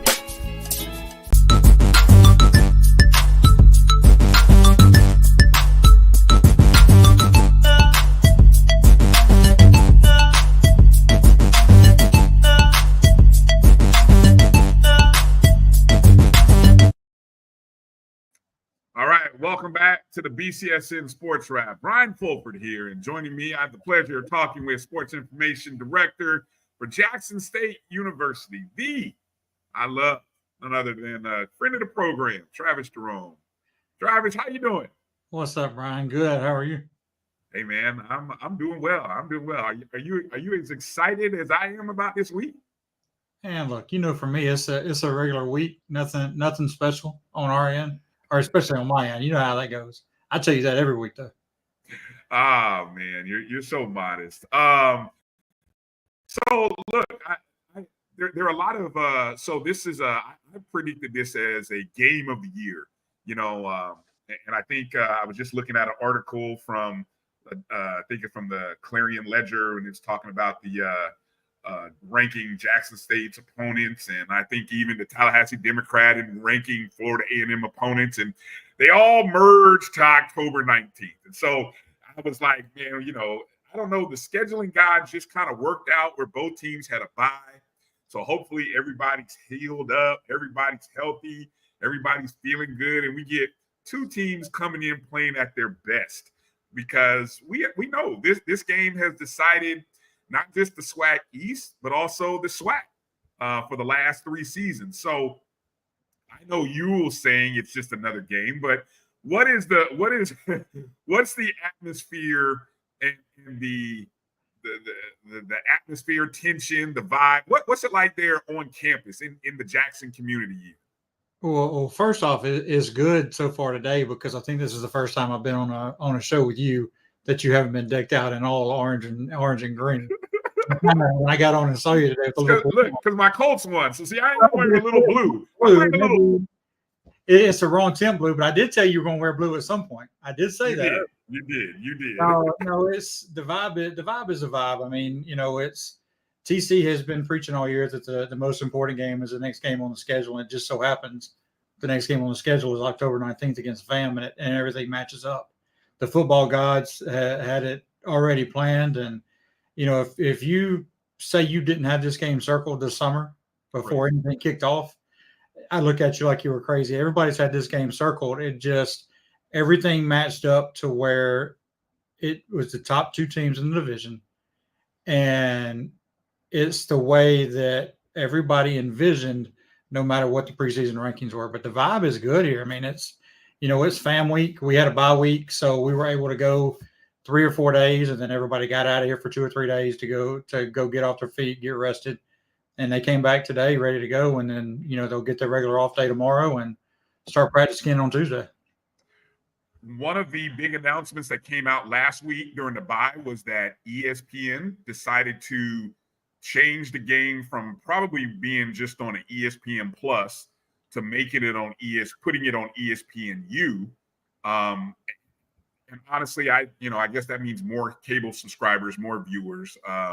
But just from a ESPN logistics standpoint, with that announcement coming out, what does that change for you and your department and everybody there in the athletics? Well, when we got the schedule at the beginning of the year, and they gave us a 2:30 kickoff time, because we put our kickoff times out and we had put 2. They changed it to 2:30. I went to our administration and said, I have a feeling this game is going to get picked up linear, which is ESPN2, ESPN, ESPNU. I said, we just need to go ahead and be prepared for it. Well, lo and behold, it got picked up. So instead of it being a Remy broadcast, which means they bring a small truck in and they have camera operators and one technician, and everybody else is in their home or studio doing their thing, and the talent are the only people here. Everybody's going to be here, from the stage managers to the techs to the producers to the directors to the camera ops. So it's a 35 to 40 person crew that's actually going to be on site. But it's, when you've done it for so many times, different stadiums, it's the same setup, same deal. It's just a matter of what time they're coming in, which they're coming in at 7 a.m. on Friday to be ready for a 2:30 kick on Saturday. So, I mean, it's one of those things on our end, we're used to it, and the vet is accustomed to hosting big games, so it's nothing new. Yeah, and I agree. I mean, I knew kind of when I saw the schedule, I knew they would be crazy to let it sit anywhere else, but I guess you got to kind of wait a couple weeks out to see what's going to happen. And one of the interesting things I noticed, there's some other FCS games that I know they flex. There's another big FCS game, two other schools. We don't really care. This is the big FCS matchup. That other stuff, them other teams, I don't know if they draw like what FAMU and Jackson State draw. And I didn't do the data research on it, but I will for Wednesday to find out that our matchup probably draws better than that other matchup. And if you know, and I'm not going to mention it, but anyway. I guess obviously the vet is equipped, it's ready for this kind. What are press credentials and things like that? What is the media outreach been like for you and your department for this game? Higher than normal? What would you say? It's been about normal. I will say that, and I hate to say this because it's one of our rivals, but the Southern game, we were inundated a month out and really had to turn a lot of people away. And we're going to do the same thing here. We're just trying to keep it clean, trying to maintain who gets in and the right people get in. Because the way we look at it, if we have somebody from College Football Nation that wants to come in and we already given our credentials out to freelance media folks, and what do? We can't let the national media come in. So we have, Bryan, you've been around me long enough to know I have a tiered system that I go through, and I go through who covers us on a regular basis. Then I go national, regional, state, local, and then after that we get into photogs, videographers, and then with NIL now, that has changed the way we look at who gets credentialed, because people now come in and try to be photographers, but they're really shooting NIL wise. Well, we can't, on our end, we can't facilitate anything NIL for a student athlete. So we just have to be really careful about who comes in to shoot the games. We've had to try to explain that a lot, but at the end of the day, one is protecting the student athletes, but two is also protecting you as a photographer, because if you just start posting things on your social media platforms and these student athletes see it, they can ask you for monetary figures because you're using their name, image, and likeness to garner attention on your site. And a lot of that is it's all a learning curve, and it's still going that way. But, it's been about normal. I'll say, Dylan, having a bye week and being able to deal with Josh on a bye week has been a lot easier because we've already got FAM taken care of. So that's one less thing that's on our plate going into Monday. And we've got the majority of our stuff done. It's just a matter now of last minute folks trying to get in before Wednesday at 5:00 when we shut it off. That's interesting. The NIL component you mentioned, I didn't think about that or know that was an element that was out there. Because I know I've always wondered, because you've got all these content creators, and half the time I don't know where half the stuff is going. So how do you come across? Take us behind the curtain here. How do you you have to kind of do your own research? You kind of find out trial and error, like, hey, you let somebody in week one and then you realize kind of after the fact. How do you kind of filter through all that? So here's our secret, and I'll be glad to share it, because I've told some other folks, communications professionals in our conference, the way to do it is we do our research. When you submit a credential request, we ask you certain questions and certain criteria to look up and see, and then we do our research. We get on your social media pages, and that's all you have. You go to the bottom of the list in that pecking order of what you have. We don't credential anybody until Wednesday. So if you submitted a credential request back in July for this game, it's sitting there until this Wednesday. Because if I only have, let's just say I have 80 credentials to give out. If I start credentialing in July and I'm down to 75, that leaves me 5. And if I have 45 people apply by Wednesday, then I've got to choose 5 out of that 45 to give a credential to. Because if I'm out, I'm out. I don't give to give. And once we go, we go. And if you're from the visiting team, we reach out to the visiting SID. We send that visiting SID a list and say, okay, here's the people who have asked for a credential that are tagged with your institution, yay or nay. Okay. And I say we have 10 to 15. And if we have 20 people, I was like, we have 10 to 15. You pick the 10 to 15 who get in.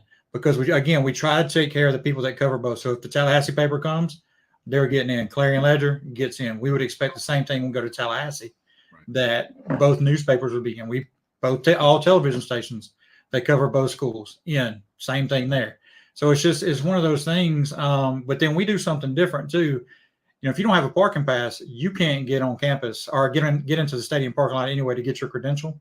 So we have a credentialing will call that we have set up at a hotel that we use, that you have to go by that hotel and pick your credential up. But here's the caveat of that. If you get credential week 1, week 3, week 4, whatever week it was, you don't go by and pick up that credential for whatever week it was you got credentialed. It doesn't matter if you submit it for the rest of the year. I'm not credentialing you because you took a credential away from somebody that we could have given it to, and you decided not to show up. So what I do is I reach out every week. You've been approved. Are you going to be able to attend? Exactly. If you say yes, I go leave the credential. That credential's still sitting there the next week. It's a bad look on you. Yep. It's a bad look because the other thing is what I used to do in the past is I used to put all of our games down, and then I would always have a button that said all games. Now you have to choose each game. So we do it game by game. We don't do it for the year. And what I've done after the Southern game is I went in and I just put the one game up. So I've taken down Mississippi Valley and UAPB, and the only game up there now is FAM. So it's that game or nothing, and you choose that game, and that's where we go from there. But we actually have somebody else that looks at it with us to kind of go over it and make sure. And we ask questions of and I'll prepare people. If you're coming and you say, well, I cover Florida A&M on a regular basis, we're going to call Josh at FAM.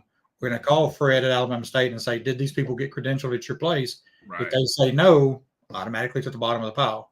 Gotcha. And then as we get to that bottom of the pile, then we see who circulates up and see who gets approved. I love it. I love it. So that's that's why I wanted to talk to you, to give people sort of that behind the curtain look at how all of this is done on a big game week. My guy Drew said Drew's taking notes. Yeah, I'm telling you, folks, this is why Travis Jerome, one of the top SIDs in the SWAC, and so always love kind of picking your brain and talking about it. What is the schedule like this week for Coach Taylor and the players? Like immediate obligations, kind of what does that look like? Is this week any different than any other week? No, this week's it's got a little bit of a different touch to it, only because the talent had a game. So they're going to come in a little bit later. Talent usually likes to meet with the head coaches in person on Fridays, but TC gets off the radar on Fridays. Like he is in the meetings, he goes to the hotel, and that's it. There's nothing else. So what we normally do on our schedule is we set up Mondays. So the guys came back today. They did walk through and some conditioning today. They're off on Mondays. So we're back on regular schedule. So Mondays are reserved for media, for media obligations, only for the coaches. TC will go do his press conference at 11:30. Terenzo Quinn, our defensive coordinator, follows him at 11:45, 11:50, depending on when TC gets done. Then TC will jump in on the SWAC call at 11:55. So we're already on the SWAC call the entire time our press conference is going on. And I'll just send Andrew Roberts at the conference office a text and say, hey, we're done. Or, hey, we need another minute. Give us another minute. We're coming. We ran a little long. And Andrew knows, he works with us on it. And if we get done early, like last week when Coach Dishman was having some technical issues, we were ready.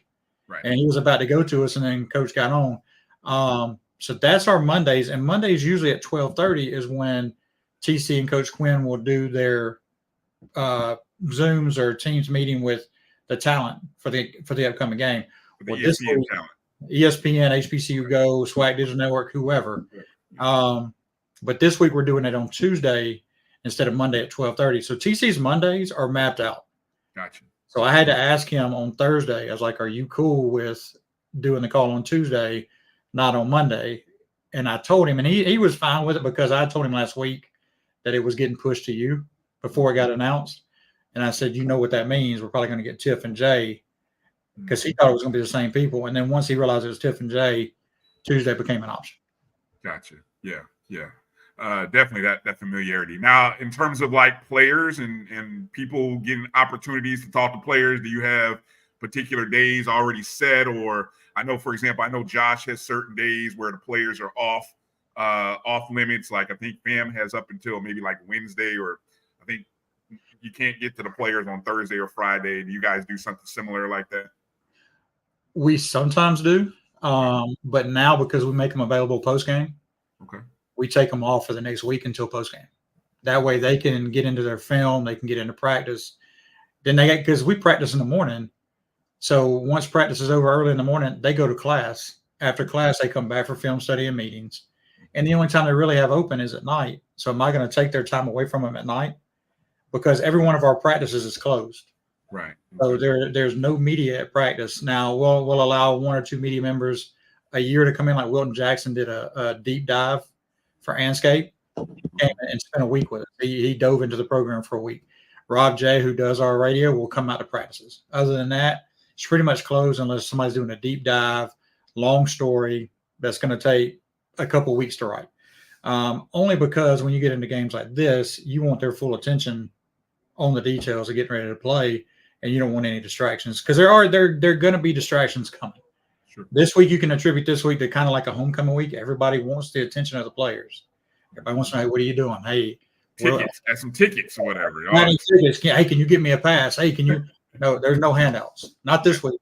The handouts are gone. You should have reached out last week because last week they were probably already giving them out. Right. That brings up a thought that I had about celebrities. You know, obviously, Jackson State had been very familiar with celebrities that have come to games. You know, this is the kind of matchup that might bring a few celebrities. You know, I don't have any inclination of who, but how do you filter those types of requests? I mean, because I would imagine those are a little bit different than the media credentials. What are you going to say? No. Look, we had on tiers. Are the celebrities on tiers?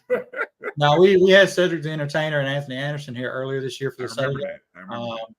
No, what they usually do is they usually reach out to the coaching staff and the DFO, and then they filter it down to us, or they reach out to the university side, and it filters us just to give us a heads up. And then what we do, if they've got a media team coming, we talk to that media team and be like, hey, we've got to keep you inside these restrictive areas. We had an issue when during the Southern game, they brought them out at the wrong time. They brought them out, and it wasn't anybody's fault to blame, but they came out right as we were driving, and they came down to the corner of the end zone that we were Cedric the Entertainer, Anthony Anderson came down to the corner of the end zone that we were driving to. So obviously the media swarms. Yeah. So we had media standing in the end zone as we're driving to the end zone. So I go out on the field with one of our security officers and kind of push them back and be like, hey, we get it, but you gotta get back. Please say you're going to get us a penalty. And the official kept looking at me.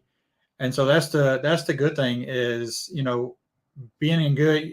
Everybody thinks we always talk to communications. No, I talk to head coaches. I talk to assistant coaches. I talk to security, and I talk to the officials. Yeah. And I know 99% of the officials have been in this conference for so long that I can go in their locker room and we can talk through things. And I already know the crew this week, and we've already exchanged email information. They've already been here once this year, so they know everything that happens. But it makes it easier when you have all that when you do have celebrities come in, it makes it easier to facilitate the in and out and to make sure the officials know, hey, this person's may show up. I don't know when they're coming, but just in the event of, so you know, if there's a big following, a big mass of people all of a sudden. And you're on the field. I heard you say that. So it sounds like, are you on the field the entire time, or is somebody, you have one of your assistants that's up, or are you kind of moving from the press box to the field? I would say I'm not on the field the whole time, but no, I'm moving. I have the luxury of having a golf cart here, but we played how many games in the vet this year? Two. The first game I walked 8.5 miles, even with the golf cart. Whew. Southern, I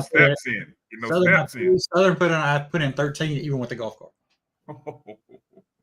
So elevator, you're not going up the stairs, are you? Using the elevator though, right? It depends on how slow the elevator's going and what time of the game you go. You know, it's a little different when it's close to halftime. You know, they're trying to hold the elevator, and you realize how much time's left, and you just take a deep breath as you get to the elevator. Realize you got to go up the stairs. So it's a lot easier coming down than it is going up. I'll say that, especially at the vet. Oh, always. I bet you definitely get those steps in. You'd be like, I saw a video of one of the coaches that he had like a pregame ritual where he's like running the stairs. I saw the video of that, and I was like, yeah, that's a little bit different though when you running up a 50,000 seat stadium versus maybe 30 rows at a 20 stadium, 25,000. Hey, can I say, hey Edwin, I was in a good mood until you put that score up, but that's okay because the Cowboys are going to be in the top 5 picks this year. They're going to be they're not making the playoffs. They're done.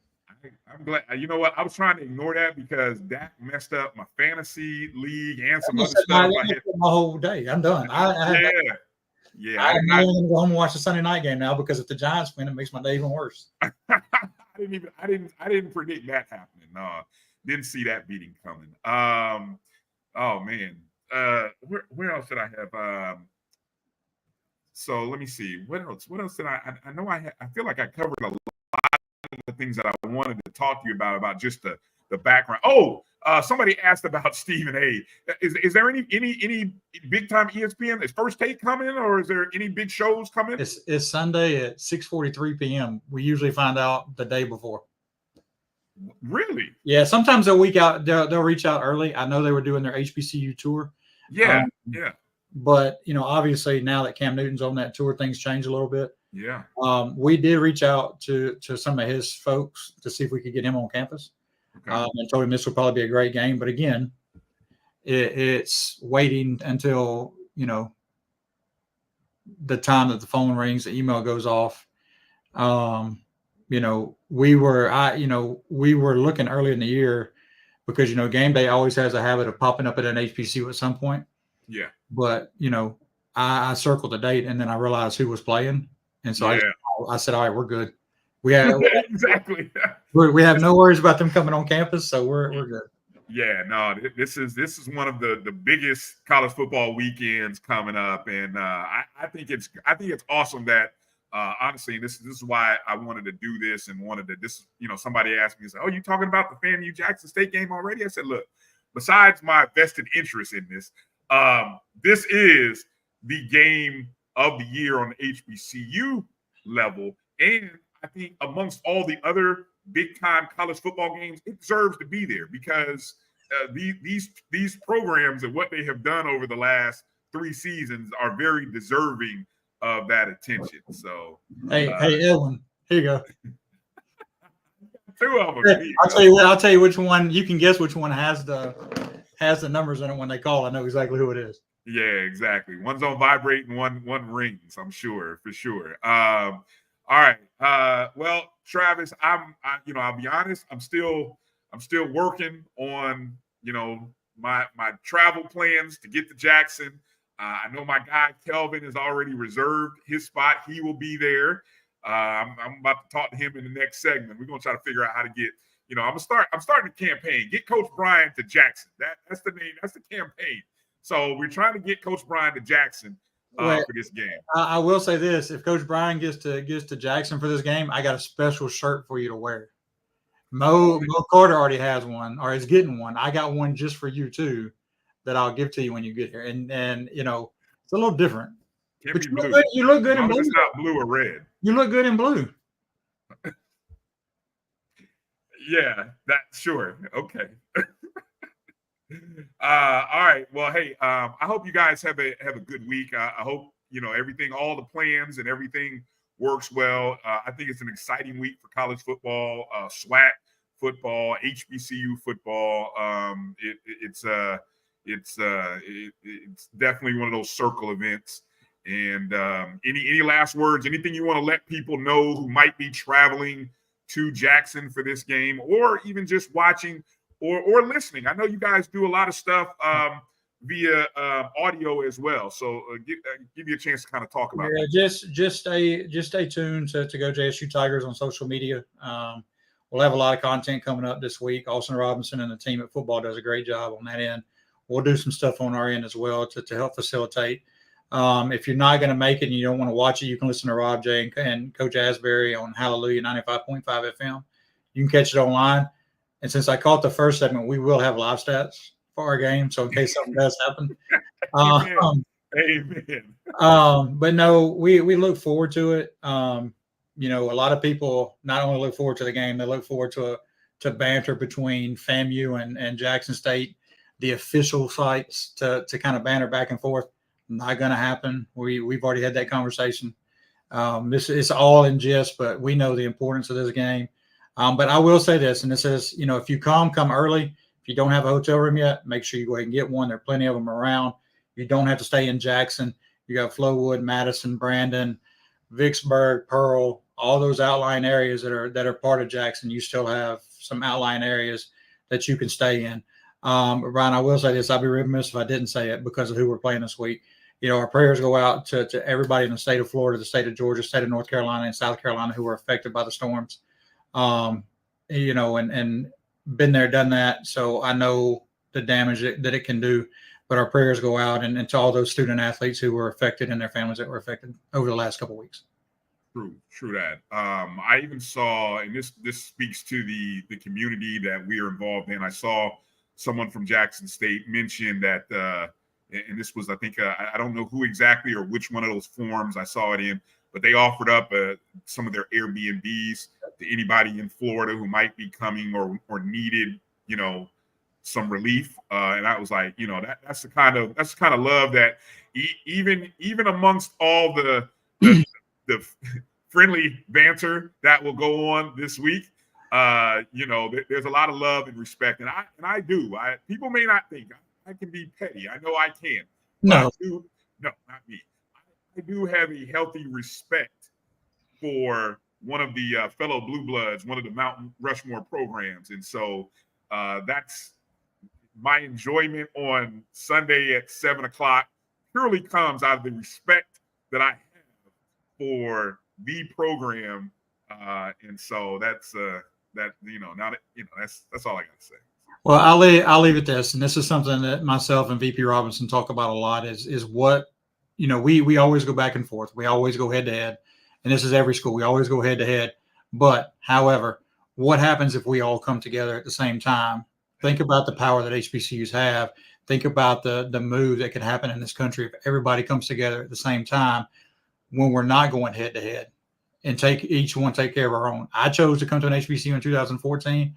I left for a year. I chose to come back because it's a place you can make a great impact at. And this is Jackson State is a great opportunity, and I wouldn't have passed it up. But Bryan, I appreciate you again.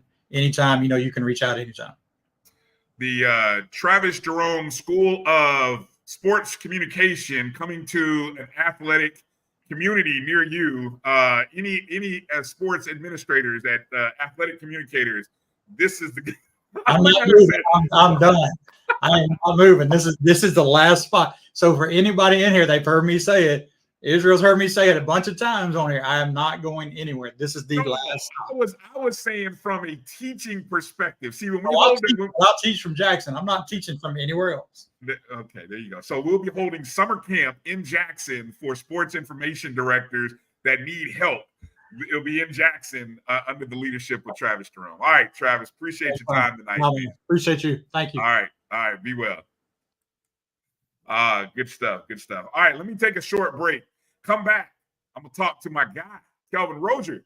I know some of you are like, man, Bryan, you gave a lot of Jackson State love. Of course. It's the week.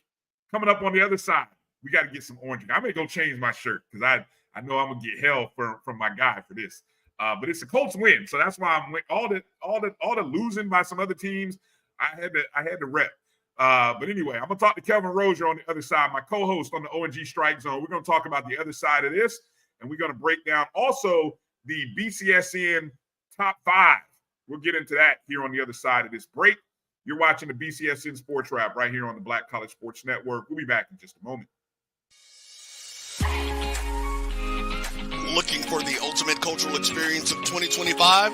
The Zora Outdoor Festival of the Arts is where you need to be. From January 31st to February 2nd, Eatonville, Florida will come alive with incredible live performances from the Lavert Experience and Sunshine Anderson. Immerse yourself in interactive art. Take a journey through history with a new virtual tour app that brings Eatonville's legacy to life from your phone.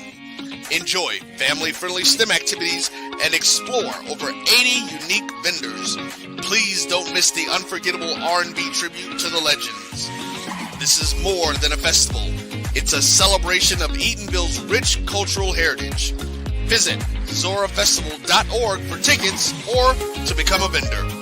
We'll see you in Eatonville, the oldest Black incorporated municipality in the country.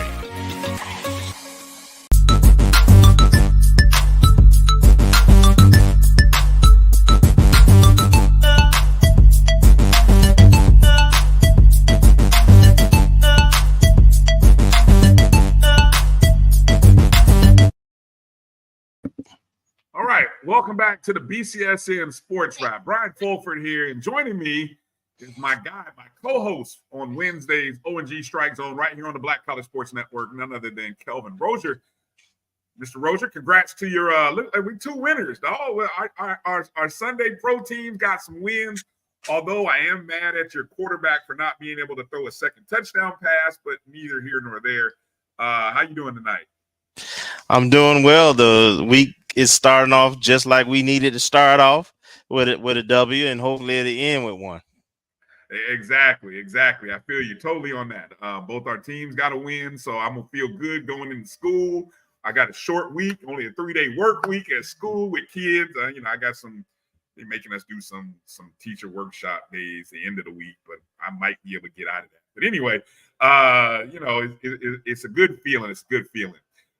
So okay, let's get into, before we get into talking about the big week ahead, a lot of stuff to call. Let's kind of do a quick little just scan around the FCS world as we kind of look at some of the SWAC scores from Saturday. Did you get a chance to now? I mean, obviously the 2 highlight games were the Alcorn win at Grambling. Totally blew my mind that turned out the way it did. The Southern Texas Southern finish, unreal. And how about UAPB? I predicted that one on Friday, getting the win over Prairie View. What's just your take on the past weekend, week 7 in the Southwestern Athletic Conference? Last week kind of defined or set the table for this week, in my opinion. We kind of knew who were the bottom teams, and the bottom teams got blown out. Bethune, Cookman, and Valley, who play each other this week. Then we from the beginning of the season, I've said the West was a mess, and the West is a mess. The finishes between Texas Southern and the Alcorn and Grambling game just blows the mind. If you watch those games, which I had a chance to do and watch some of it live and watch some of the replays, it was some bad football. That's the way there's no way to say it, man. It was some bad football, some bonehead coaching decisions, some bad luck. I mean, the punter just dropping the punt, but it's so at the end of the day, I guess from a SWAC perspective, the East is going to be decided this week, I think, because if you look at the remaining schedule, particularly for FAM, if they can get this game, then they're very well positioned to finish with, no losses. And I actually think that Jackson, even though they have a few more pitfalls, they're in the same boat. So I think, whoever wins this game probably is going to win the East. And I would say the same thing between Southern and Alcorn State. Whoever wins that game is probably going to win the West. So I think this week is a defining week. It is. It's funny how you break that down. Of course, outside of the FAM Jackson State game on Saturday, you do have Alcorn unbeaten in the SWAC play, 3-0, traveling to Southern, who's 2-0 in SWAC play. Only 2 wins that Southern have this season are in conference. So it's just fascinating, and it's Southern's homecoming. So, given what happened the last time Southern had a home game, for them to actually turn around now and have homecoming, I mean, outstanding work. And then you have the guys, everybody else keeps calling it the toilet bowl. I'm still looking for another name, but I guess it is what it is. Bethune, Valley, it's at Valley. It's Valley's homecoming. I'm going with Valley. I am too. I'm going with Valley. I am too. I'm going with Valley. No shade here. I am definitely going with Valley. And that's not a shot at Bethune. Even though, I mean, it is what it is. They look bad. Right? They can't score points, man.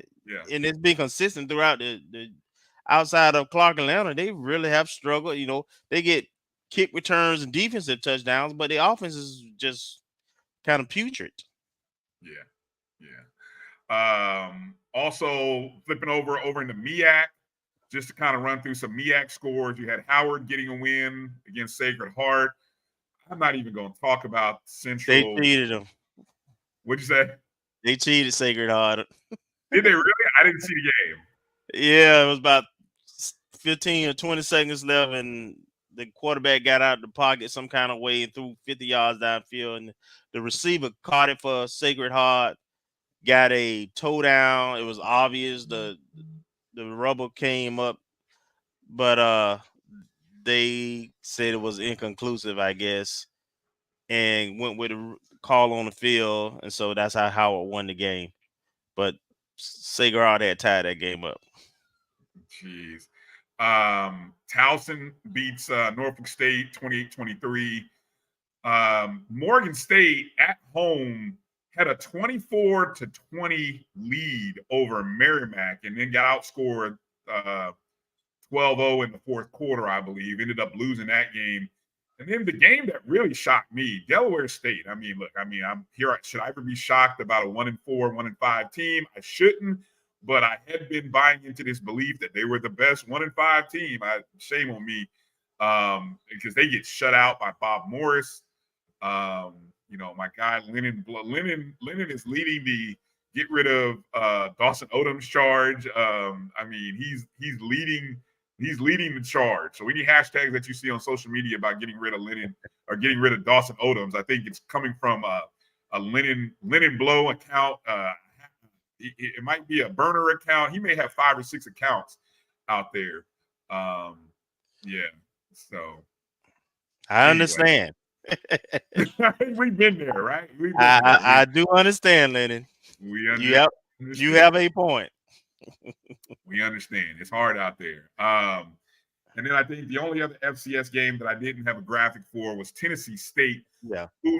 Kelvin, can you believe they were under? I said this at free money.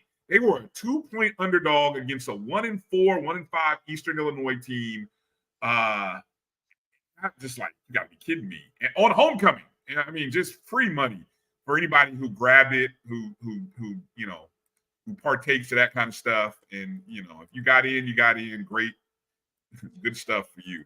The OVC Big South is a very weak conference, though.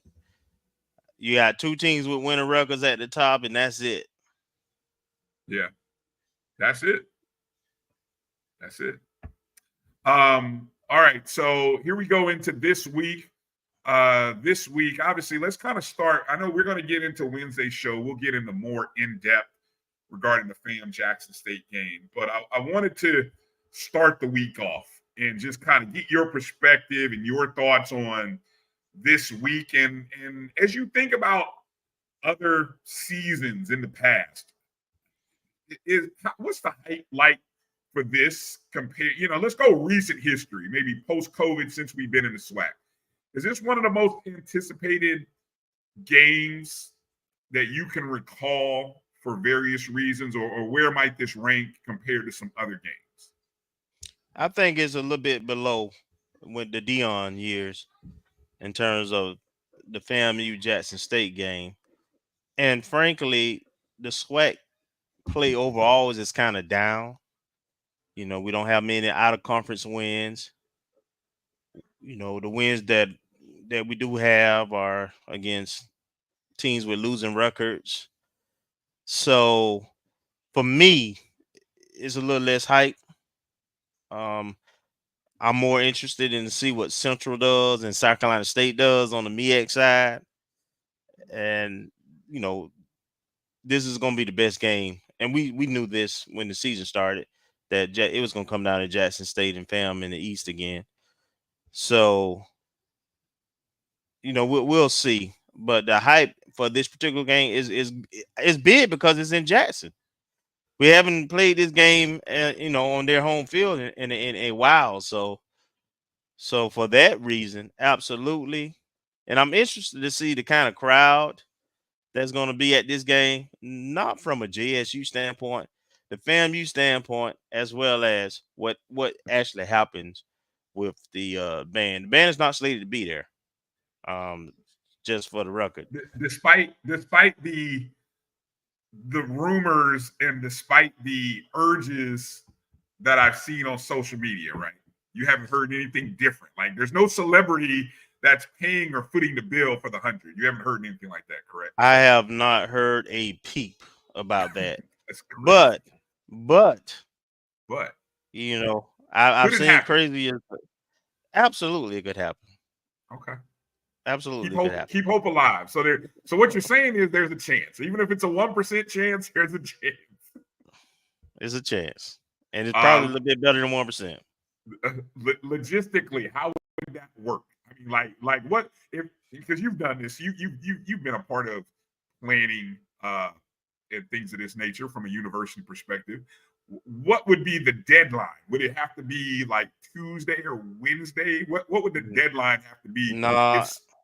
No, I would think that any chance of it actually happening, the arrangements would have been made by close of business Monday. Okay. Because there's so many things, you know, you're talking 9 or 10 buses. You're talking per diem that has to be ready. You're talking hotel arrangements.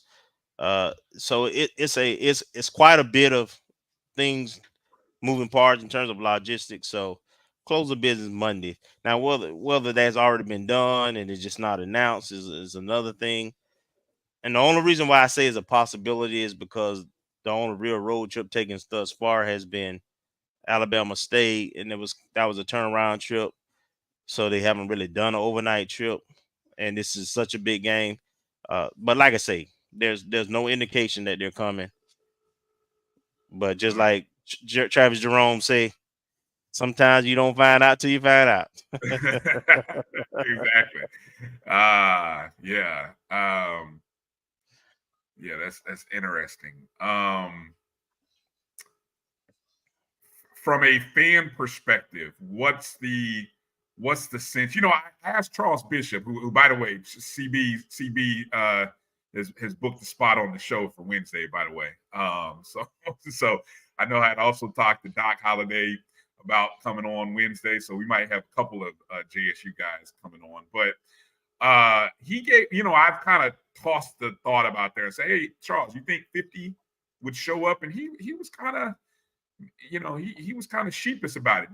Didn't think it would draw 50, maybe, you know, maybe 40, high 30s, close to 40, which is still a great crowd. I mean, there were 33 at Alabama State when we went there, when FAMU went there last weekend. But what's the sense of Rattler Nation that you've talked to? What's the Tallahassee vibe, Northern Florida, South Georgia? I mean, are Rattlers up for taking the trip to Jackson? I mean, obviously we're coming out of the storms. Are people able to take the trip to Jackson? What's the vibe you're hearing? I think the crowd is probably, the FAMU contingent is probably going to be a little bit more than what it would have been.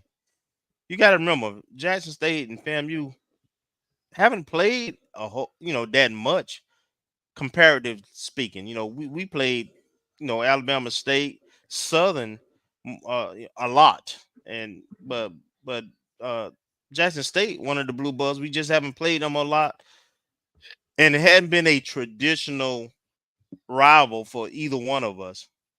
And FAMU is more regional in they travel, their fans typically. So Georgia, Alabama, Southern is probably the farthest we typically go in big numbers.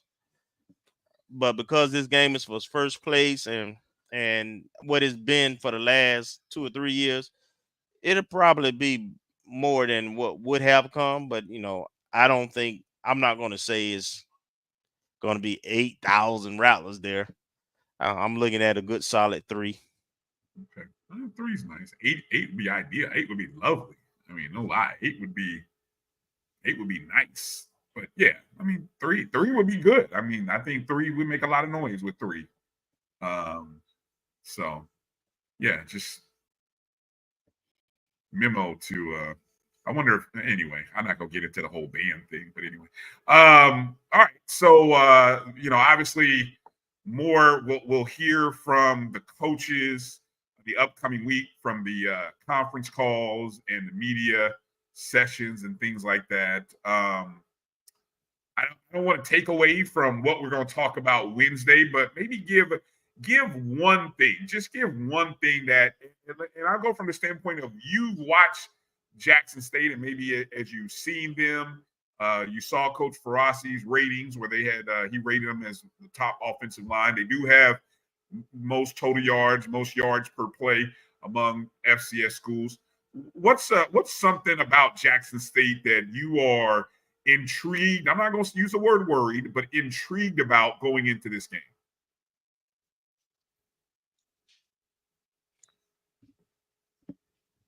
A lot of people give Jackson a lot of pub, and they're considered one of the best teams in HBCU football.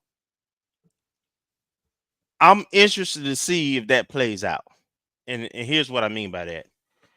You look at the games that Jackson has won. They beat Lane, Division II. They beat Southern, a West team that's not very good. They lost to Grambling, a West team that is last place in the West. And they beat Texas Southern, who just average, being generous. So, and they beat Alabama. They won this weekend. They first they beat Alabama A&M. They gave up 38 points to A&M. So what Jackson State team shows up, and do they show up for 4 quarters? I guess that's my thought process. It's not that we know they have talent. They have a couple of backs. They have a couple of receivers. They have a tight end that's capable. The quarterback is experienced. Then they have 2 quarterbacks. So they're capable of playing good football. But if you look who they've beaten and you look at their season thus far, for me, it's still a question about how good it. Not saying they're not good, but how good are they? I'm not sure yet. Okay. That's fair. Again, want to encourage everybody on Wednesday. You can come check us out, the ONG Strike Zone, myself, Kelvin, and Marcus Green. We're going to break down this matchup, kind of look at the statistics, look at the history, kind of look at some interesting key matchups that we're going to be spotlighting going into this contest. All of that you can come over right here on the Black College Sports Network, 8 p.m. Eastern. We usually go till 10. If we're on our game, we get done at 10, but sometimes we go a little longer. But it's a great opportunity for you to come find out what it's going to be like, what the FAMU side of things is. So come on over, and we're the Black College Sports Network's open to all. So just check us out on all of the platforms that you're watching this show or listening to this show, and so we'll break that down in depth on Wednesday. Let me pivot to before we go into the top 5, Kelvin. Let me show people the homecoming schedule. Now, what I find interesting is not only is this a big college football weekend, but I think there's some interesting homecoming matchups this weekend as well. And, I think, congratulations there. You got Langston, you got Albany State hosting, but the first one there, Clark Atlanta and Miles. And if you caught the first segment there with Sly the Sports Guy, I mean, look, a matchup of unbeaten Miles going up against Clark Atlanta, who has 1 loss. And so it doesn't get any bigger than this. Miles just played Albany State, and at home, 2 unbeaten teams. Now Miles is the last unbeaten. Clark wins this game, chaos. It's like everybody's up for grabs in the SIC. If Miles wins this game, I think Miles kind of gives himself a little more cushion in that contest. Lane hosting Central State, Bowie State, Bluefield State. Johnson C, unbeaten Johnson C. Smith hosting Shaw. Another big matchup there, this time in the CIAA. Kelvin, any before we get into the FCS ones down in the bottom four, among those top homecoming games, any potential upsets or teams that might want to be on upset alert there in that top half? Absolutely. Albany State definitely is one that, Quinn, he needs this win. He's, they have a solid team. They dropped one against Miles, so on the road. So Morehouse definitely should be on upset alert. Likewise, Clark Atlanta at Miles. I saw the Clark Atlanta against Central game. Clark Atlanta's not rolling as much as they were earlier in the season. I'm not sure what the reason is for that.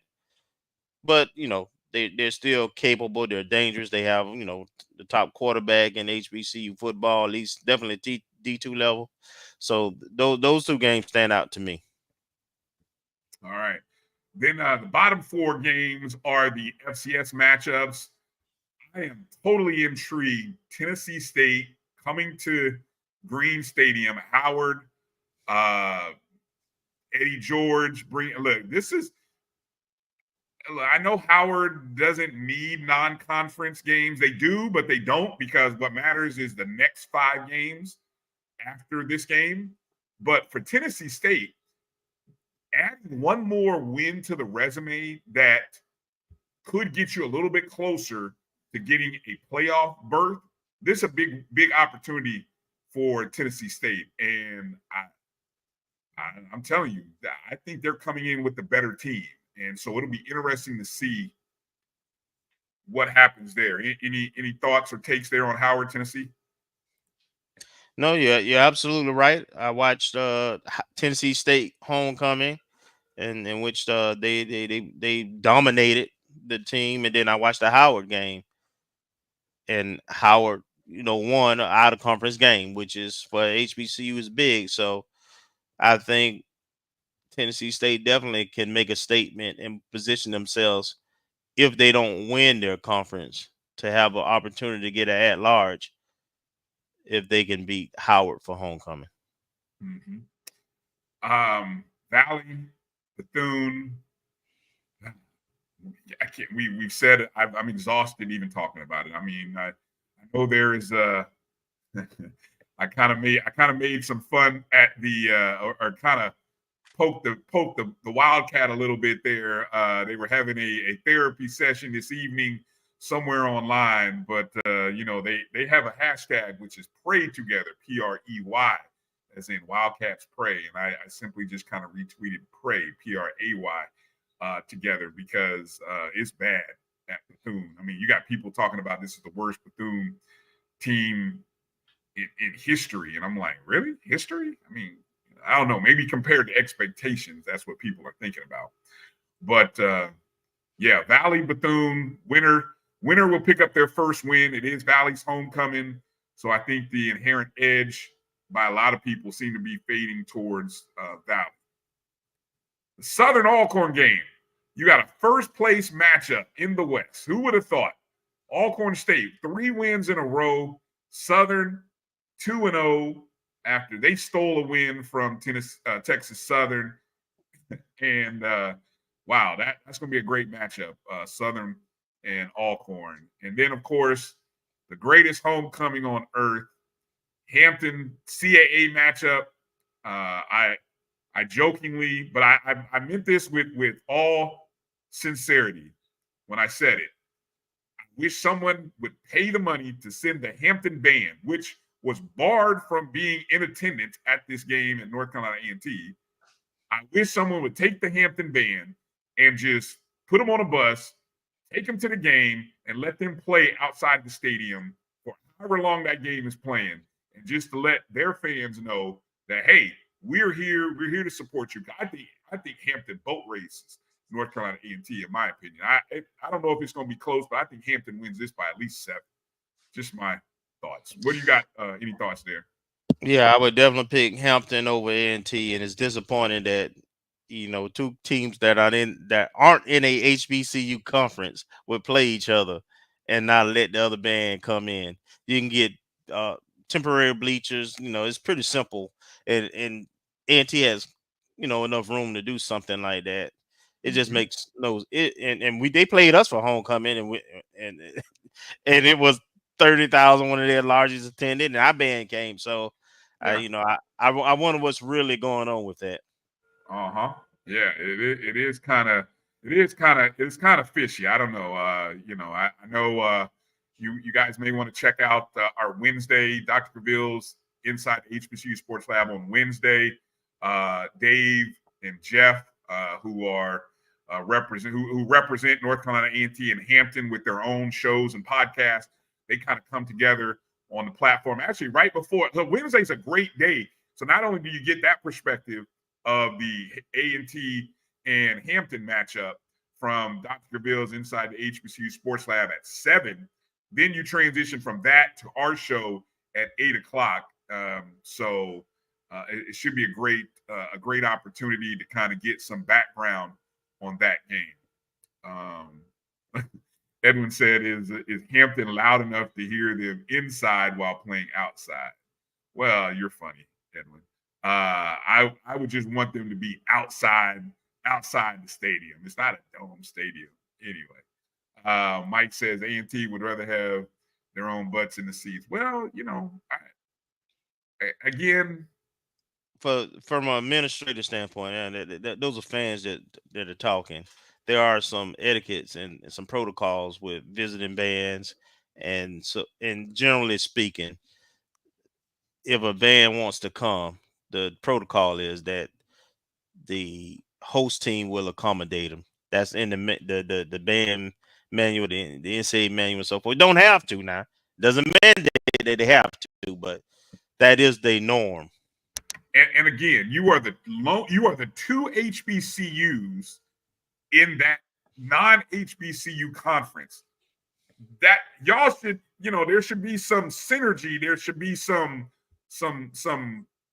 love that's shown there. It shouldn't be a foreign thing. So anyway, and it's not like you all are new. I mean, these are rivals. These are old MEAC rivals. And anyway. And the band is probably better than what the team look like. The band battle probably be better. It's possible. Yes, it is possible. So, all right. So, there's the homecoming schedule for the weekend. Okay. Let me see. Roy says we're having a concert outside our stadium from 11 to 4 during the game. See, you're having a concert. So Hampton's band could still come. They can play it. They could be a part of the concert that's going on outside. Y'all are just different, A&T, Roy. But anyway, homecoming weekend. Gotta love it. Homecoming season it is. So there you go.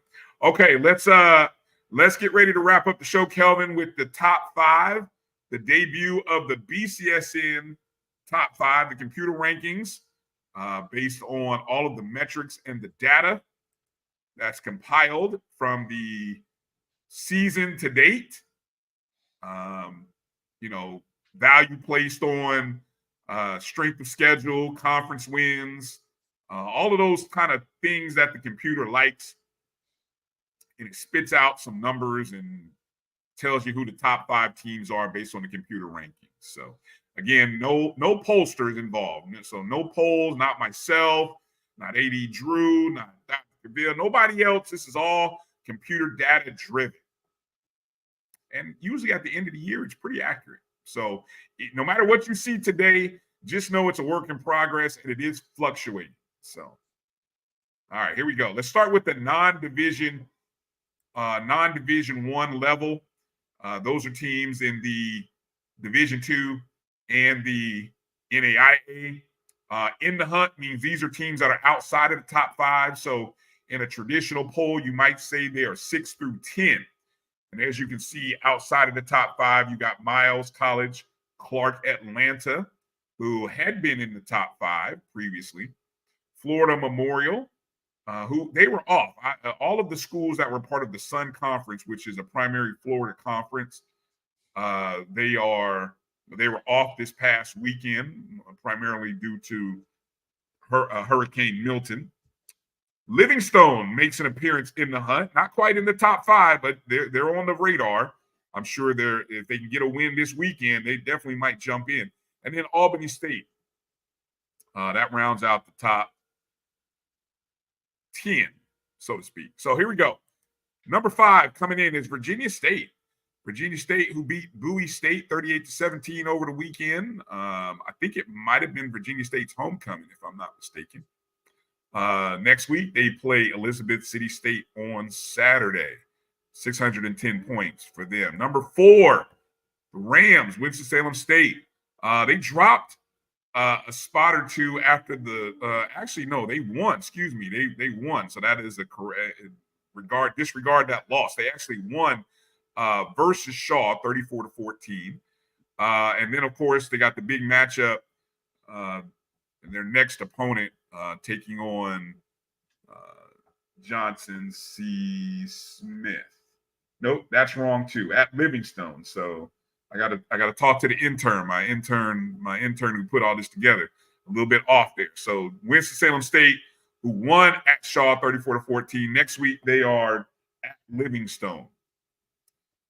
Number 3, West Virginia State, out of the Mountain East, got their 4th consecutive win with scoring 40 or more points. They defeated Concord 44-14, 4-0. This is a very tough Division II conference. So West Virginia State, I don't know if they necessarily played the top team yet. They're upcoming. It's coming. But right now, they're on a good roll right now, West Virginia State. So 5-1 overall, 4-0 in conference play. Coming in at number 3. Number 2, Virginia Union. After getting a shutout against Elizabeth City State, 35-0. They're holding tight at the number 2 spot. You can see they're unbeaten in conference play, 3-0. And next up, they've got Lincoln, PA. And that means even though they were on a bye, the number 1 team is still the Johnson C. Smith Golden Bulls, who this upcoming week, they host Shaw for homecoming on Saturday. So there's the top 5. Johnson C., Virginia Union, West Virginia State, Winston-Salem, Virginia State. Any comments there? 4 of the 5 from the CIAA, Kelvin. Unbelievable. The only thing I would say is Clark Atlanta has a D1 win and only 1 loss. I know y'all take into consideration conference wins, so I'm sure that'll balance itself out toward the end, but I think Clark Atlanta still would be in the top 5. What also hurts, though, I think what hurts Clark in the strength of schedule is that Bethune keeps losing. So, it's still a D1 win, though, but computers don't see that. No, exactly. Exactly. That's the thing. In my personal rankings, I still look at that. But let's just say if Bethune goes winless, okay, I'm just theoretically speaking here. Not hopeful, not wishing, just speaking. If they were winless, right, does that win over a Division I team, does it still look worth anything? I mean, it has to count for something still. Okay. You playing up. You playing the team that has more scholarships, theoretically more resources. So, yes. Yeah. Yeah. So again, the metrics that go into the rankings, again, wins, loss, conference wins matter. There is a margin of victory cap. So regardless of if you beat somebody by 68 or if you beat somebody by 20, the cap is 17 points. So it's kind of capped. So you can't really gain any extra points. Strength of schedule is always fluctuating. So your strength of schedule, meaning your opponents, matter, and how those opponents do also go into it. And sometimes the fluctuations in points can matter based on your teams, which is why I kind of asked the question to Kelvin in terms of why Clark Atlanta might have dropped, because I believe last week they were number 5. And so what might be hurting Clark Atlanta right now is the fact that Bethune is losing. And so I haven't looked at the latest ratings to see, but I would bet Bethune and Valley are probably rated as 2 of the 5 worst teams in FCS football. I'm guessing. I haven't looked, but yeah. Absolutely, and they should be. They should be, right. Edwin, I would tell you to watch West Virginia State games.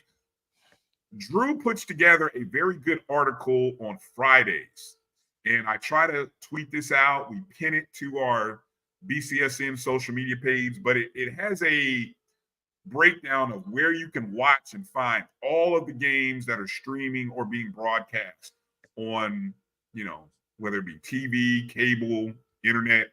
So I would encourage you, and I've seen West Virginia up there. I think they have their conference has a deal. The Mountain East has a deal. But I would encourage you to go check that out, and that's where you can find out how you can watch one of those West Virginia State games.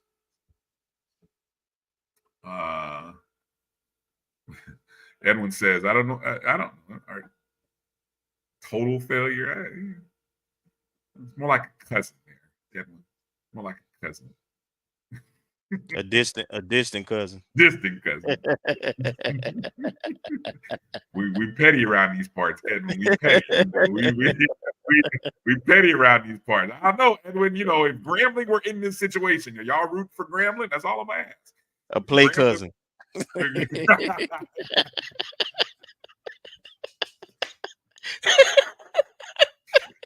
Let's move on. Oh, that was good. That was good right there. All right, let's move into the top 5 from the FCS Division I level. Top 5 computer rankings through October 13th. In the hunt, this is outside of the top 5. We got Southern University, 571 points. Alcorn State making an appearance, getting close. I don't think I've seen Alcorn in the hunt or in the top 5 this year, but 3 wins in a row. Hampton University. Hampton had a bye, and so of course they can they take on their CAA rival coming up. All right, number 5 had a bye this past week. South Carolina State, 3-2, still have not played a conference game, but I'm telling you, they have a very interesting resume.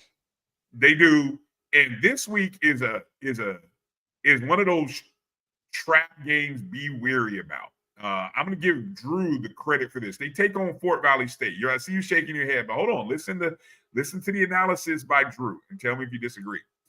Fort Valley State, you already disagree, right? Of course, this team, coached by Chennis Berry. Where did Chennis Berry come from? What conference? Came from the SIAC. Came from right there where Coach Sean Gibbs and them played. And how many guys on the South Carolina State, including some key players, i.e. quarterback, i.e. running back, played where?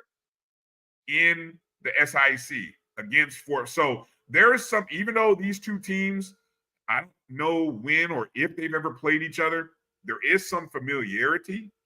And what's also interesting, this game is at Fort Valley State. I believe this is at Fort Valley State. So South Carolina State, the Division I team, traveling to the Division II team, Fort Valley State, for this contest. So I find that really is very rare that you see that happen, but really interesting nonetheless.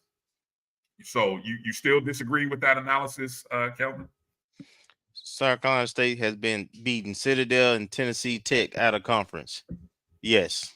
Shouldn't lose. Should not lose to Fort Valley State. And coming off a bye. Okay. Yes. I see. Okay. That's fair. That's fair. I've seen Fort Valley State, though. It'd be interesting to match up. See how that Edwin says Valley will get. Y'all are better than me, because I think I don't know what the line might be. Usually you don't get lines between D1 versus D2, but if it's 2 touchdowns, I think Valley could stay within 2 touchdowns, if I'm being honest. So anyway. Yeah, it ain't gonna happen. Keith says, okay. Yeah, it ain't gonna happen. South Carolina State is a legit Division I team. Okay. They're a good team. So okay. No, it ain't gonna happen. All right. The Rattlers come in at number 4. We did drop a little bit, on a bye week, and you'll see why in a moment. We take on Jackson State. Obviously, you're aware of that.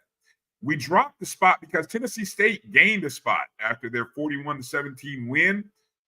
They are now 5-2, 3-1 in conference play. Tennessee State plays a 12-game schedule, so they're just now getting into the second half of their season. Big matchup, traveling to Howard homecoming this Saturday. That puts Jackson State at the number 2 spot. They were on a bye. They, no real big jump. Jackson State taking on Florida A&M. So we got a 2 versus 4 matchup coming up on Saturday. And then, a lot of people's polls, it'll be 2 versus 3, kind of from what I've seen. Might even be a few 1 versus 2s. I don't know.